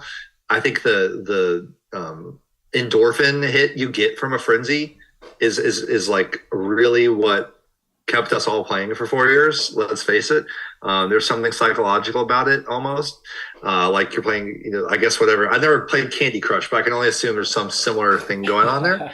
But I do think that the point system is the big, like, untapped area that Mario Kart Tour nailed, where like you could bring that into the next game. And also the shop, like, Mario Kart, you usually unlock things just through like repetition, like, oh, you earned 100 coins, here's your next cart. But if they like actually made like an economy to the game with your resources or leveling things up, the strategy involved, we've covered this many times, we've said this over and over, it's unparalleled in the whole franchise, this game, when it comes to strategy, and how you can really, soup up whatever you want to push. And they could definitely bring the scoring system, and they should. They really need to figure out a way to do it. And I don't know how they're going to top this, and I don't know how they're going to top Mario Kart 8 either. The graphics were so great. The track selection is so great. With the Booster Course Pass now, there's not tons of tracks that are left, because they usually do, in a new game, they'll be like half new tracks, half old tracks. And for that half of old tracks, if they do it in the previous model, there's not even a lot of tracks that they didn't include in this. There's some, and there's like a dozen or more like obvious all-star tracks, and that they can fill it out with some others. But they really should bring it in. They really should. I kind of liked your take, Studfit, always, that this is Mario Kart now. This is the future Mario Kart. You can't go back. And I think they will always do console Mario Karts, because Nintendo is going to probably keep making consoles. The Switch 2 is again being pushed forward. I think they said another statement on it recently that, like, yeah, guys, we're still not ready to do Switch 2. I think it's gonna be further away than they initially thought. But they're gonna have to, the shops buying. I mean, you saw in like Mario Odyssey, you can collect all those special purple coins and the regular coins, and you buy your costumes. So yeah, you need to be able to buy costumes, but then it gets complicated, because like, okay, let's say you can buy all these Mario costumes. Well, if Kamek is a driver in the game, which he will be, do you get to buy Kamek costumes? Like, it's kind of like there aren't really Kamek alts, so they're going to come up with some way of doing it. The next roster has to be the biggest ever. I don't know if they'll ever top this amount of carts. I mean, I think we'll always look back and wish. I will always wish we could have played with some of these carts again. And once this game is gone, but they should, and they need to answer the question. Yeah. One.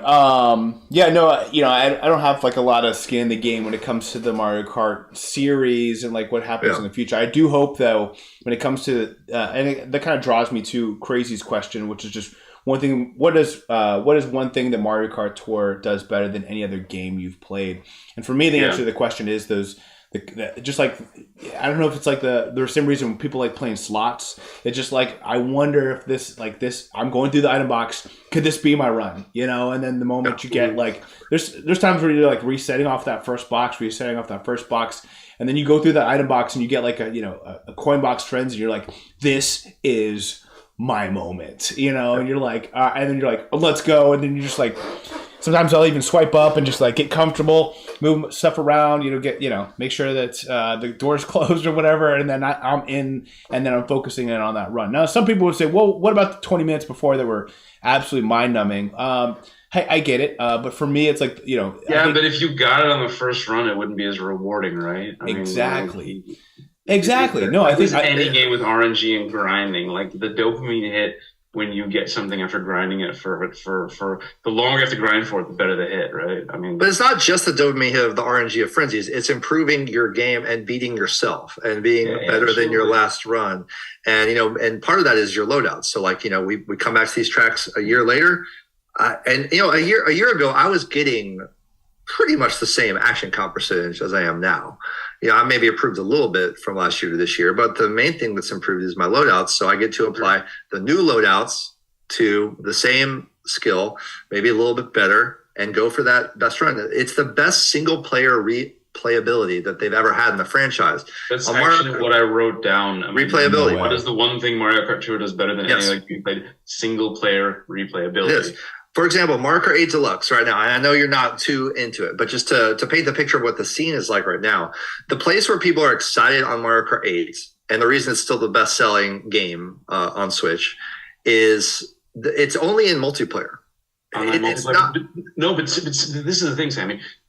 Most games, not talking about Nintendo, Mario Kart, whatever, most games are like that. Are that way. The longevity of the game is online multiplayer. The single player mode is like, okay, there's a story, there's this or that. You play through it once, and there's not a lot to keep doing. Like Mario Kart Tour found this kind of magic with the points system, with the combos and the frenzies, that they managed to make it like a single player has this crazy amount of there are very few games that have, I think, Elder Scrolls games kind of have that because you could, it's a huge world and you kind of play through it that get away. There's certain other games, but there are a lot of them are like, at least you're sort of competing with other people online, even if not directly. It's very rare that a game finds a formula to keep single player replayability so high. Yep, and it's actions. It's not just getting first. It's not just having the tightest line, which is a skill everyone should have and play with. But yeah, like in Mario Kart Deluxe on a track on single player, you get like 5 gold stars. So Studfit, that's like the highest you can get on that track. Mm-hmm. That means like you did the cup. I think it's like to get 5 gold stars. Someone correct me in the chat, but you don't take any hits and you get first and you get the maximum coins, 10 coins or something like that across the finish line. And then you're done. Like once you got 5 gold stars on each track, there's no reason to play it back other than I like to play this track. Yeah. But in this game, you're always trying to beat yourself. And that's what's so cool about it. So it really would be cool if they could bring something like that in. I hope they do. Good. So anything else you want to mention about what Mario Kart Tour does better than any other games before we move on to the last part of So Crazy's question? No, I mean so in talking about future Mario Kart games, the one thing I hope they take with is the scoring system. That is, everything else can go out the window. Mario Kart Tour can die. I hope in Mario Kart 10 or 9 or whatever they call it, they do keep the current scoring system of Mario Kart Tour for single player in some way, shape, or form, because that is really the best part about the game. Yeah. Yep. I'm with you there. I will add one other part that I really liked about the game, which is the ranked mode where, you are, it's kind of tied in with the score system. And so you might have been implying it anyway, but explicitly, I do think that having, a weekly competition and then you're, sorted into a new pool every single week and you have, that you and everyone else in the community are struggling or, conquering the same exact tracks. And then of course, remember that week when like everybody had Hero in the Hero getting, and he had like a ridiculous score. Like, that was insane. But no, I mean, I think that like you said, you've prophesied this that the future Mario Kart will always have this kind of like, kind of scheduled content that is changing and it's not the same. But the problem you run into that is it requires a support staff. Right. In some way. And so what you're going to run into is the same problem where like Mario Kart 10 comes out and then, 7 years later, I mean, they're discontinuing service on old, DS games or 3DS games like currently or Wii games. And then it will die one day. And so you got to figure out a way to like make it where you could always play that game. Super Mario Kart, Mario Kart 64, Double Dash. Offline, but that doesn't make the money. So. Yeah, and then you really hope what they don't bring in from Tour is pay locked items, where it's really this era of DLC we're in. A lot of gamers really hate it because they feel like they're a game that's not finished, and to finish the game and get everything, you have to pay even more money. Yeah. So we'll see how that all shapes out in the industry at large. I hope it's not going to be that where you're buying stuff, but. Now, let me ask you kind of a chicken or the egg type of question. Do you think the fact that they were able to have the support staff to continue to build what they've been able to build for the last 4 years is because there is a pay element to it, and like that's what keeps this? Absolutely. Absolutely. I mean, a lot of the elements of Mario Kart Tour, in terms of a freemium mobile game, are not at all original. They're standard business practices. We've had this business model around for a decade. We know what works. You make your money off the whales. You do a lot of leaderboard stuff to get people competing for one another. You gate stuff behind paywalls to get people to like. I mean, that part of the game is not at all original, but I think Nintendo is such a conservative company. They don't really have a taste for this kind of business. They find it distasteful. They worry that it's going to harm their reputation, which is why they stopped the gacha aspect of it.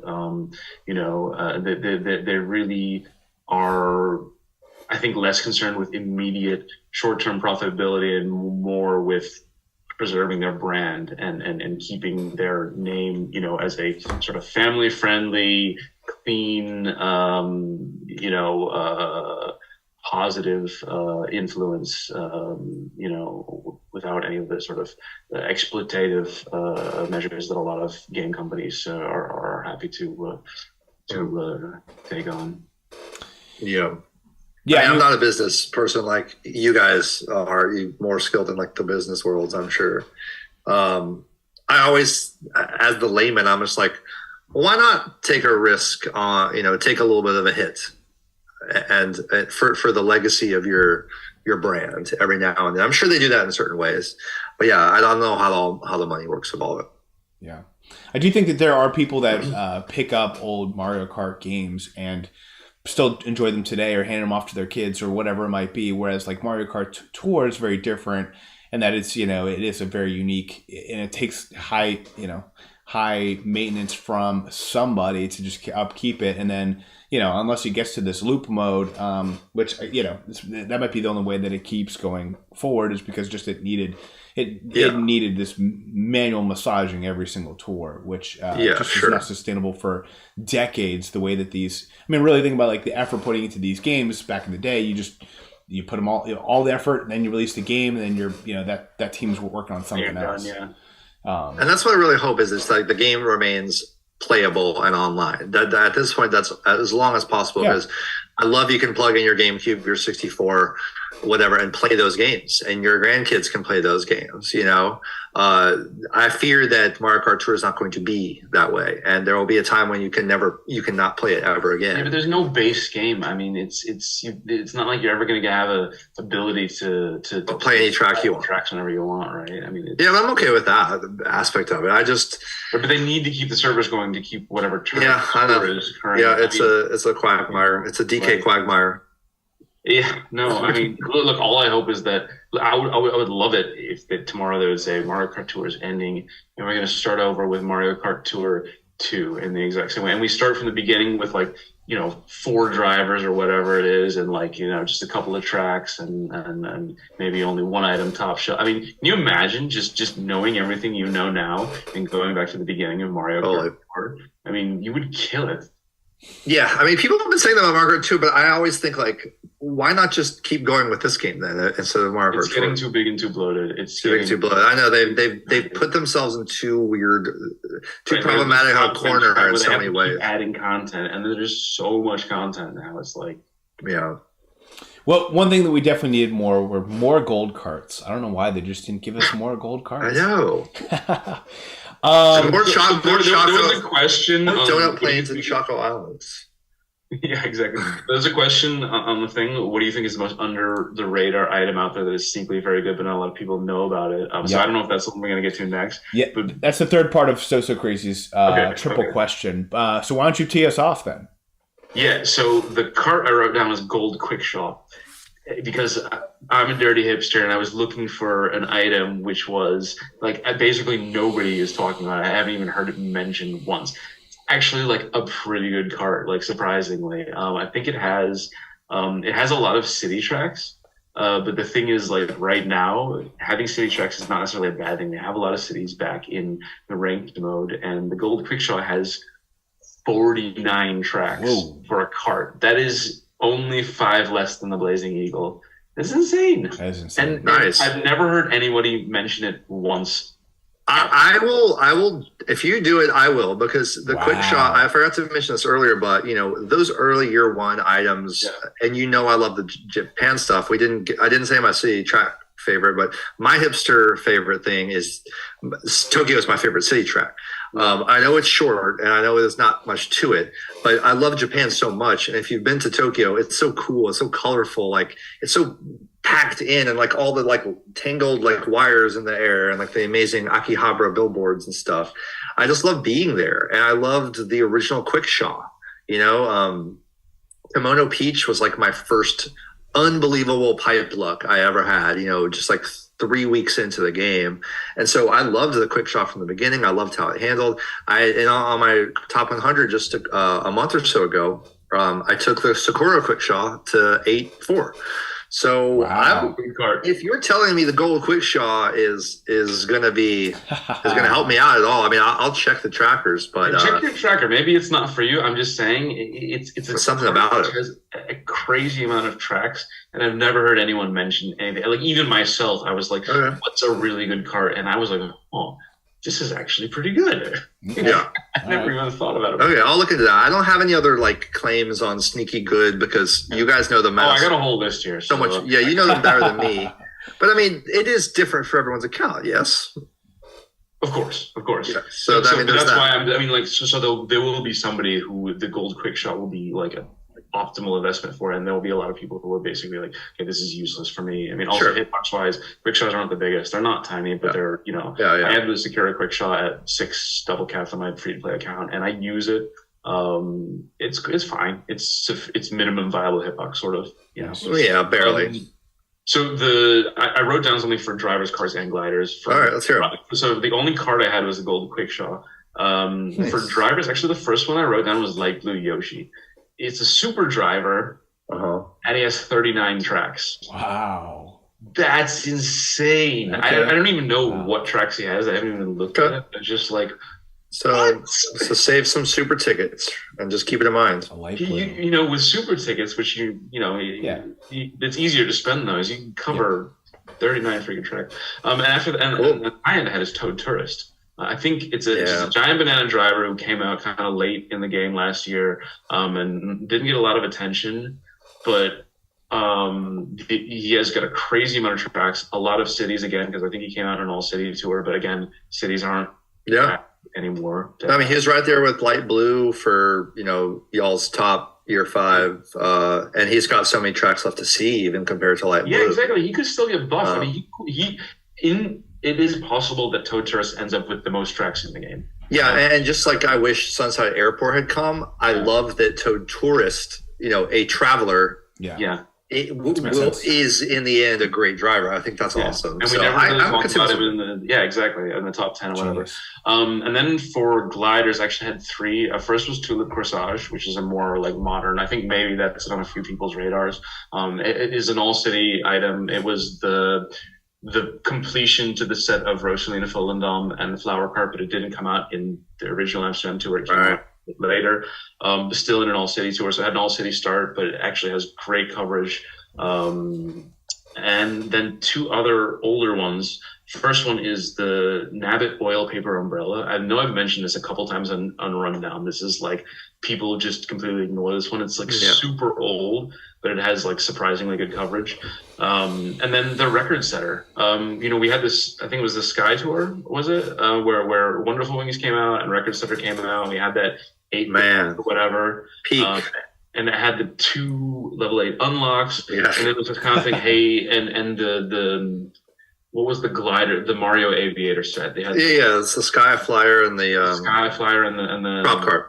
And the prop cart, yes. Thank you very much. Love and those. we're kind of like looking at the Sky Tour items, and the Wonderful Wings kind of like ran away with it, right? Yeah. But in the end, the record setter ended up with more tracks, with better coverage, with having more staying power, you know? And actually, if you look at the actual statistics now, record setter is one of the greatest gliders in the game, like top 10 in terms of just like pure coverage, you know? Well, it was a special pipe item that was released during a special pipe, so that makes a lot of sense. Yeah, I remember it actually. That was your theory, right? Oh yeah, man! It's honestly, it was probably the one theory that seemed to stick through no matter what happened. But yeah, that thing came out with really good value to begin with, and then there was that double level 8 unlock, and then I think Nintendo like purposely kind of. They didn't nerf it, but they just kind of... that was not on purpose. That was totally not on purpose. Oh, it was definitely not on purpose. I'm sure someone got fired over that one. But they definitely pumped the brakes. They pumped the brakes a little bit and said, wow, they really did. We have to compensate for it. And then so there was like probably 3 or 4 tours where it just was just like it like didn't exist, or it was just getting like the worst buffs if any buffs only. And then it did get buffs later on that seemed to be like a lot more true. But I think that they almost wanted people to say like, hey, okay, guys, this thing's not just broken. Like we didn't make that big a mistake. So anyway, I think that there was definitely it's probably one of the most unique stories in the Mario Kart Tour world. If you think about it. Hey, by the way, this will segue us into Edil's question. But I did think of one driver that I wish I could have done a lot more with. Mario Sunshine. Ooh, I wish I had been one of the day one like Mario Sunshine investors, and they just wrote it out. Because I came back. I took 11 tours off, like 5 months, and I came back during that tour. I was just like, I don't have any rubies. I can't get them. Yeah. It's just tough going. And then also, how did this guy not become an incredible driver? Oh, like Mario Racing. I know he's got triple mushroom, but like, what a cool alt that like literally you never think about. Like, no, I've never used him. I think about it because it's my son's favorite driver in the game. He looks so cool for a long time, and we finally got him. He was so happy. I have it 4.5 just from those Mario pipe poles. It is an awesome looking alt. And I'm not even a Mario. Disappointing. I don't really care about Mario, but that's the cool one. Yeah. But favorite giant banana driver, I'd probably go Mario Sunshine. Tied with the yellow suit, of course. But huge shout out to Edil, who actually dropped a $10 dono. We appreciate you, Edil. He said, "Gotta run. This Christmas tree won't decorate itself." Antilev, Stud, nice. Sammy, your work, time, and humor. Dictator of the Banana Republic. Yes. Yeah. Dictator. I hope he's hanging bananas on his Christmas tree. I hope he better. Yes, the communist king of the Banana Republic. Yeah, your work, time, and humor has meant a lot to me. Thank you for what you gave to us. Take care, fellas. Favorite giant banana driver. So you're saying Sunshine Mario? Is that what you said, Sammy? Yeah, legacy wise, but like practically speaking, the yellow Misu. I just love how it looks. Fair. I love the clean color Misuits. Those are really, really nice. I don't get to use him very much, but for me, it's definitely Pink Shy Guy Ninja. When he came out, he just had such a dominant streak, and he was so much fun. I don't know. Mario Sunshine, I think because he was just such a dud, and like he just never got to use him. I don't know. It would still be hard for me to put that favorite on him versus Panja was like the height of Giant Banana. Like so many fun runs with him. Mm-hmm. It was absolutely the staying power for us. So there's another question like, what is the investment gamble you made that paid off or whatever? And actually, the one I wrote, which is also the answer to my favorite Giant Banana driver, is Pinja, because like I invested in him right away, actually on both accounts, and it carried me so hard. Pink Ninja and Rosalina Volendam, that whole year, they were ranked like literally every tour. It was crazy. And that was like a period when there were so many great drivers, right? Yeah. And that's why I missed the whole Pinja boat, man. It's like the one FOMO I missed out on that whole movement. I was just like, I was waiting. And again, it's made my conservative approach, just kind of like. I still use him. I didn't get. Yeah. Next, I think he's in ranked next tour, and I think he's actually at level 4, like my best driver on that one baby park track or something. We'll see. Maybe Gold Mario gets it. It was hilarious every stream, Sammy, like watching you, and you were like, Pinja, Pink Ninja again. Are you kidding me? And you're just like, what am I going to do? Am I finally going to pull the trigger or not? And then you just fought it all year long. And the whole time we were all like sitting here like, should have just pulled that pipe more. You should just. I know, but everyone can't unless you're a Carlos. That was my gold suit. It was your pink. But unless you're a Carlos, right? Like you can't invest in everything. I mean, even Carlos, there's things I'm like, Carlos, why are you not investing in this? It's so good. No one can. You can't do it all. Yeah, you have to pick your lanes. You know. I forget. Did you not pull that pipe though, or what happened with? No, I pulled the pipe and I got Pinja. Yeah, okay. I just couldn't invest. You know. That makes it tough. Yeah, so back to Edito's question that Antilev put the foresight on. Boys, this is a sad day. Been with Car Talk since episode 1. It was an honor to have my question be the first question on that first episode. Back then, I asked, what's the one ticket investment that you made early in the game before we knew what we were doing that you regret? For episode, Black Circuit. Oh, Black Circuit. Oh. See, those carts are under the proud owner of a level 6 Black Circuit. Yeah, those carts were underused too, man. The circuits could have been a really cool thing. The green circuit was kind of okay. Yeah, the green was okay, but still, yeah. For episode 60, and by the way, I think we had that. That's where we talked about the Hanafuda, and I took one Hanafuda to level 2 using a ticket. Like my first high-end glider ticket was to take that peach Hanafuda. Nice. I mean, the artwork is nice. They're beautiful gliders. Oh, they're beautiful. It would have been nice to fit more. But for episode 60, I would like to ask the esteemed panel a more positive spin on the question. What is one investment gamble that you made early without knowing it would sink or swim, and would make and you would make it again because it paid off and made your account stronger? Thank you for 60 fantastic episodes. You have made my life a bit better over the last 2.5 years. All good things come to an end, and this was a good one. God bless you all. Thank you, E-Teedle. Phenomenal question. Thanks, man. Appreciate your support, E-Teedle. What's your answer, guys? What's one investment that you made early on that paid off very, very well? I'll have to think. Go ahead. Yeah, so I just said it. Pink Ninja Shy Guy, Pinja, and another driver, like a duo that came out at a kind of similar time was Rushley and Folendam. So those two, I got into them early on both my main account and free-to-play accounts, and they really, paid off in a major, major way. I mean, that was just such a and I'm not a gambler. Like, I had a hard time answering this question because I was looking for karts and gliders, and honestly, I almost never invested in new items. Like, I would always wait, 4 or 5 wait and see approach. I mean, I'm not a risk averse person from nature, but I want to be efficient with my resources, and the way to be efficient is to wait a bit. But those two, I got early enough on the ground floor, and they carried me hard for a long time. And then the third one is the yellow me suit, actually, which is a sort of departure from my normal behavior. Because first of all, it was an all city item, so it started with all cities. It's basically okay, the value is crap. But for whatever reason, I got into it relatively early. And it got to a high level in my main account, and I got lucky. I just literally just got. I was just I have giant banana PTSD because basically I love giant banana. It's my second favorite item after boomerang. And I never got to use Mario Sunshine, especially when he was the only high end giant banana driver. I just never got into it. I was like, I want to do giant banana. And then when Pinja came out, I was like, you know what, screw it. I'm just go, because he was only the second giant banana I had. I was just like, I'm just going to go for it. And then same thing with Yellow Me. I was kind of like, you know what, it's all city start, but you know what? Maybe I don't need to be efficient here. Maybe I just want to use giant banana, and I'm just going to go for it. And ended up being not maybe the best Misu. I think maybe the two boomerang ones, Larry and PD Piranha Misu and Gold, and the two coin box ones are better, but probably after those, Yellow Misu is the best Misu.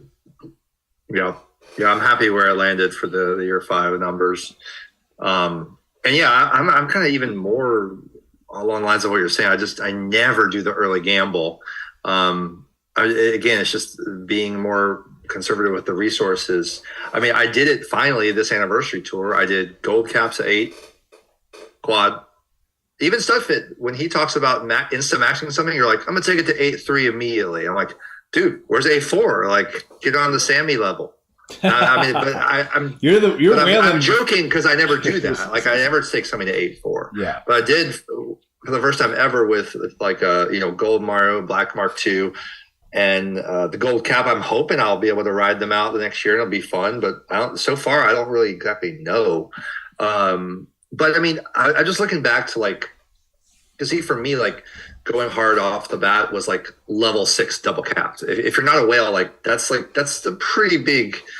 Oh yeah, dude. We get more tickets now, but at the time, like dude, level 6 triple cap is like literal end game from a free-play account. Like I don't level things beyond that. Yeah, and so like I'm trying to remember like times when like on a relative scale, like adjusting for inflation, when did I make my biggest things? And I think about like Meowser was probably the time. Like when Meowser came out, it was right, like the community had just realized like, coin box is king. That's it.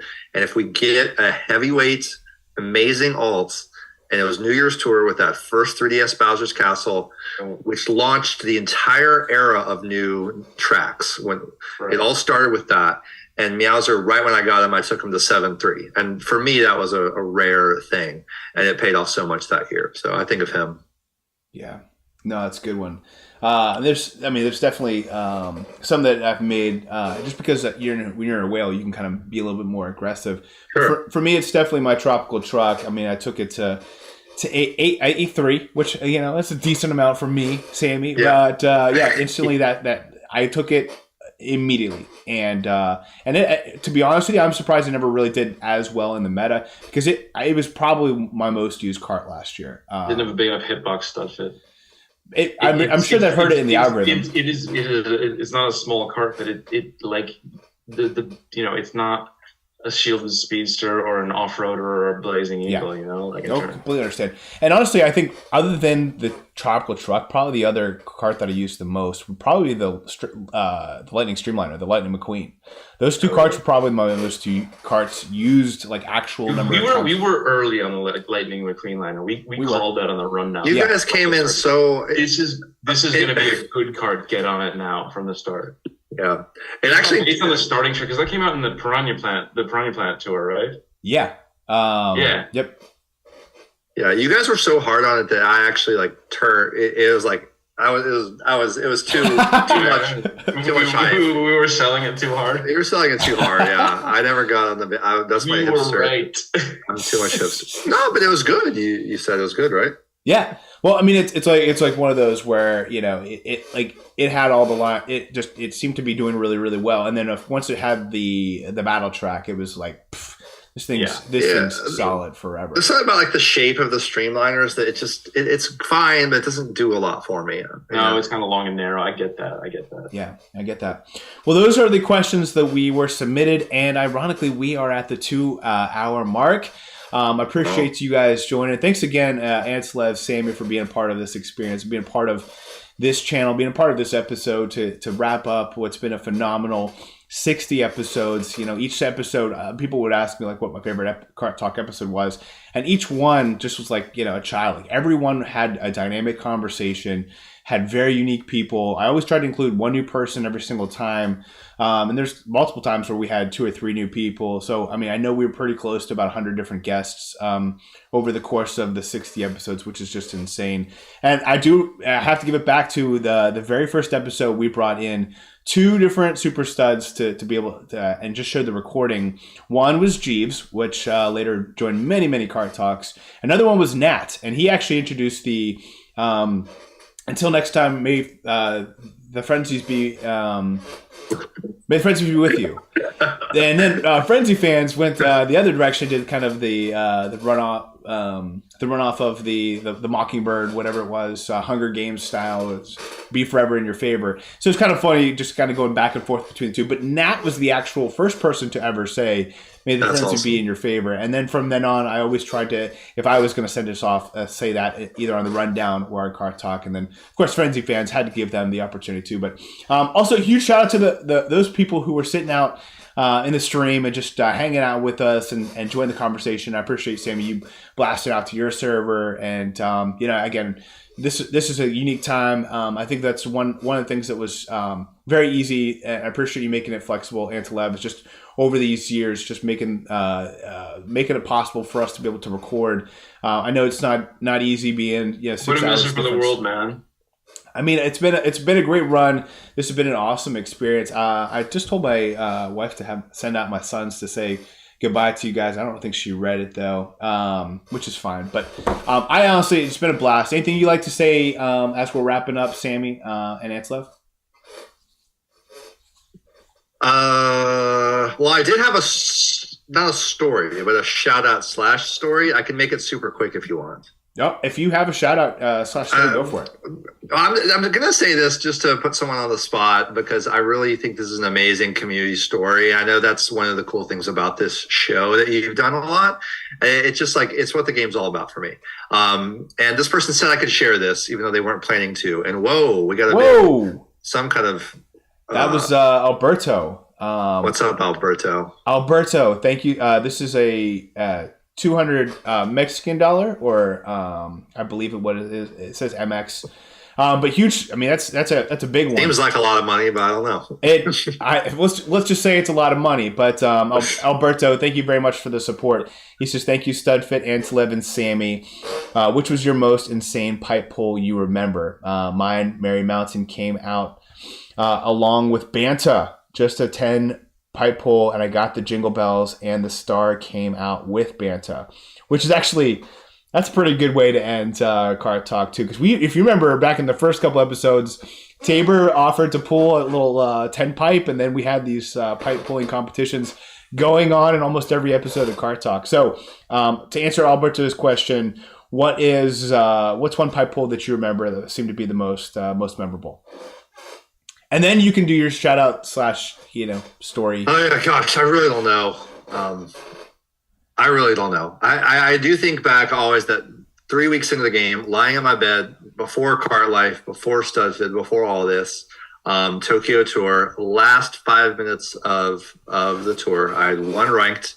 I had like 70 rubies or something, and there was like 88 of 100 left in the Kimono Peach Pipe, and I just fired a single right before the reset. I got Kimono Peach, and that was the first, like, oh my God. I just always remember, I know exactly what the room looked like. I know who I texted afterwards, so I just have that memory, And then for my shout out, just like the community story I wanted to share.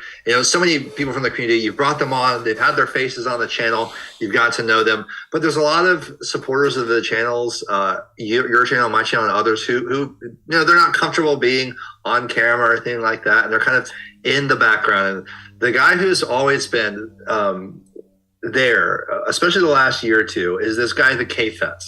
You guys know the K-Fet?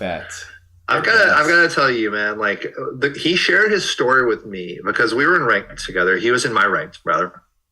And we just kind of got to talking, and we just had this like amazing connection and this deep chat over DM about what the game has meant to him and to me. And he was saying, there was this time in the game when he felt, that he could kind of tell with the content creators, we were kind of feeling a little bit, stale with things. And he's like, what can I do to spruce up the community as a fan of these channels?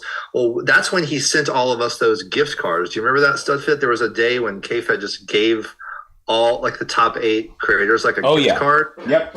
And we were all like talking about it on our videos. And we're like, who is this guy, the K-Fed? This like bounty hunter character that who is this guy? Oh, I got the real stud fam. Yeah. Sorry, keep going. K-Fed. No, you can come in. You guys want to say hi? Oh. Yeah, this is big. The future of Mario Kart right here. This is West Stud. Well, who's your favorite driver in Mario Kart? Who's your favorite Mario Kart driver? Mario Mario is his answer. Right. Great choice. You were just saying that, Sammy. I was saying it's like you know, classics. And this is Emmer Stud. What's up, Emmer Stud? You say hi? Hi. Hey. They do have their own YouTube channel. They do open Pokemon packs and stuff. If you want to check them out, it's Emmer Stud and West Stud. Again, you doing what's the your best promos. Pokemon card, guys? Yeah. So anyway, you were talking about K-Fet. Love the guy. So, yep. Yeah. So like, you know, he kind of was like, how can I, you know, be a character in this whole thing? And he, of course, his name is not really the K-Fet. I don't know what his face looks like. We just know he has this like Boba Fett looking like character to him and this mythology around him. And he keeps coming and doing these donos. And it turns out he started once he appeared in like Shy Guy Karts Ranked. I think there was another one or two. He was like, I'm gonna make it a mission to try to beat every big content creator in when I'm in their ranked. Oh. And I'm gonna try to take down as a bounty hunter every great player. And he told me that his girlfriend, they shared this experience together. And when he did this to like Shy Guy Kart, again, I forget who the other one was. She made him a custom trophy, a gold trophy that said, took down Shy Guy Kart this date. Wow. And he's collecting them on his mantle. And so he said his plan was to take me out. But since we started talking about it, he shared this with me and we were kind of like opening up about it. He was like, let's just do like let the best man win, you know? And we went all in and he did beat me. And so we went hard. I went harder than I've ever gone, but just to have these like little rivalries you build. And the fact that like he and his partner had this whole story behind it where it's like, this was the journey he was on as this character in the community. That was cooler to me than almost anything that's happened in the game.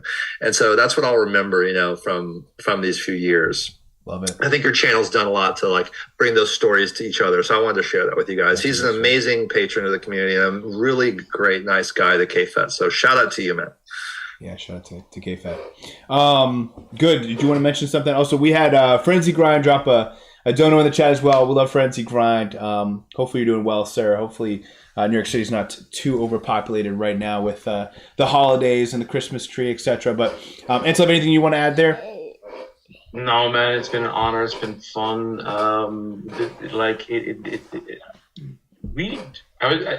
It sounds dumb, but I kind of like we should do this more often. Just like the three of us, let's like get together and let's shoot shit on the stream. It's like it's good. We got a good vibe going. That's a good vibe, man. I'm gonna do a bit of streaming after this, so if anybody wants to, I'll put the link in the chat and come hang out. I still need to do my rank, so you know, Studfit's gonna retire from doing content creation, but I'm gonna try to like you know maybe pick up the torch and carry it a little bit. We'll see. But no, it's been great. I feel again really grateful and honored to be part of this final episode of Kart Talk. So just you know, hats off to you and appreciate everything you've done for the community over the last few years. Well, I appreciate that, guys. You guys want to say goodbay to everybody? Bye. Thank you guys so much for the love and support. It's been great. 60 episodes, and from the Studfit family, may the frenzies be forever in your favor. And we'll see you on the rundown. Thanks, guys. Yeah. I got to get to this part. Let's see if we can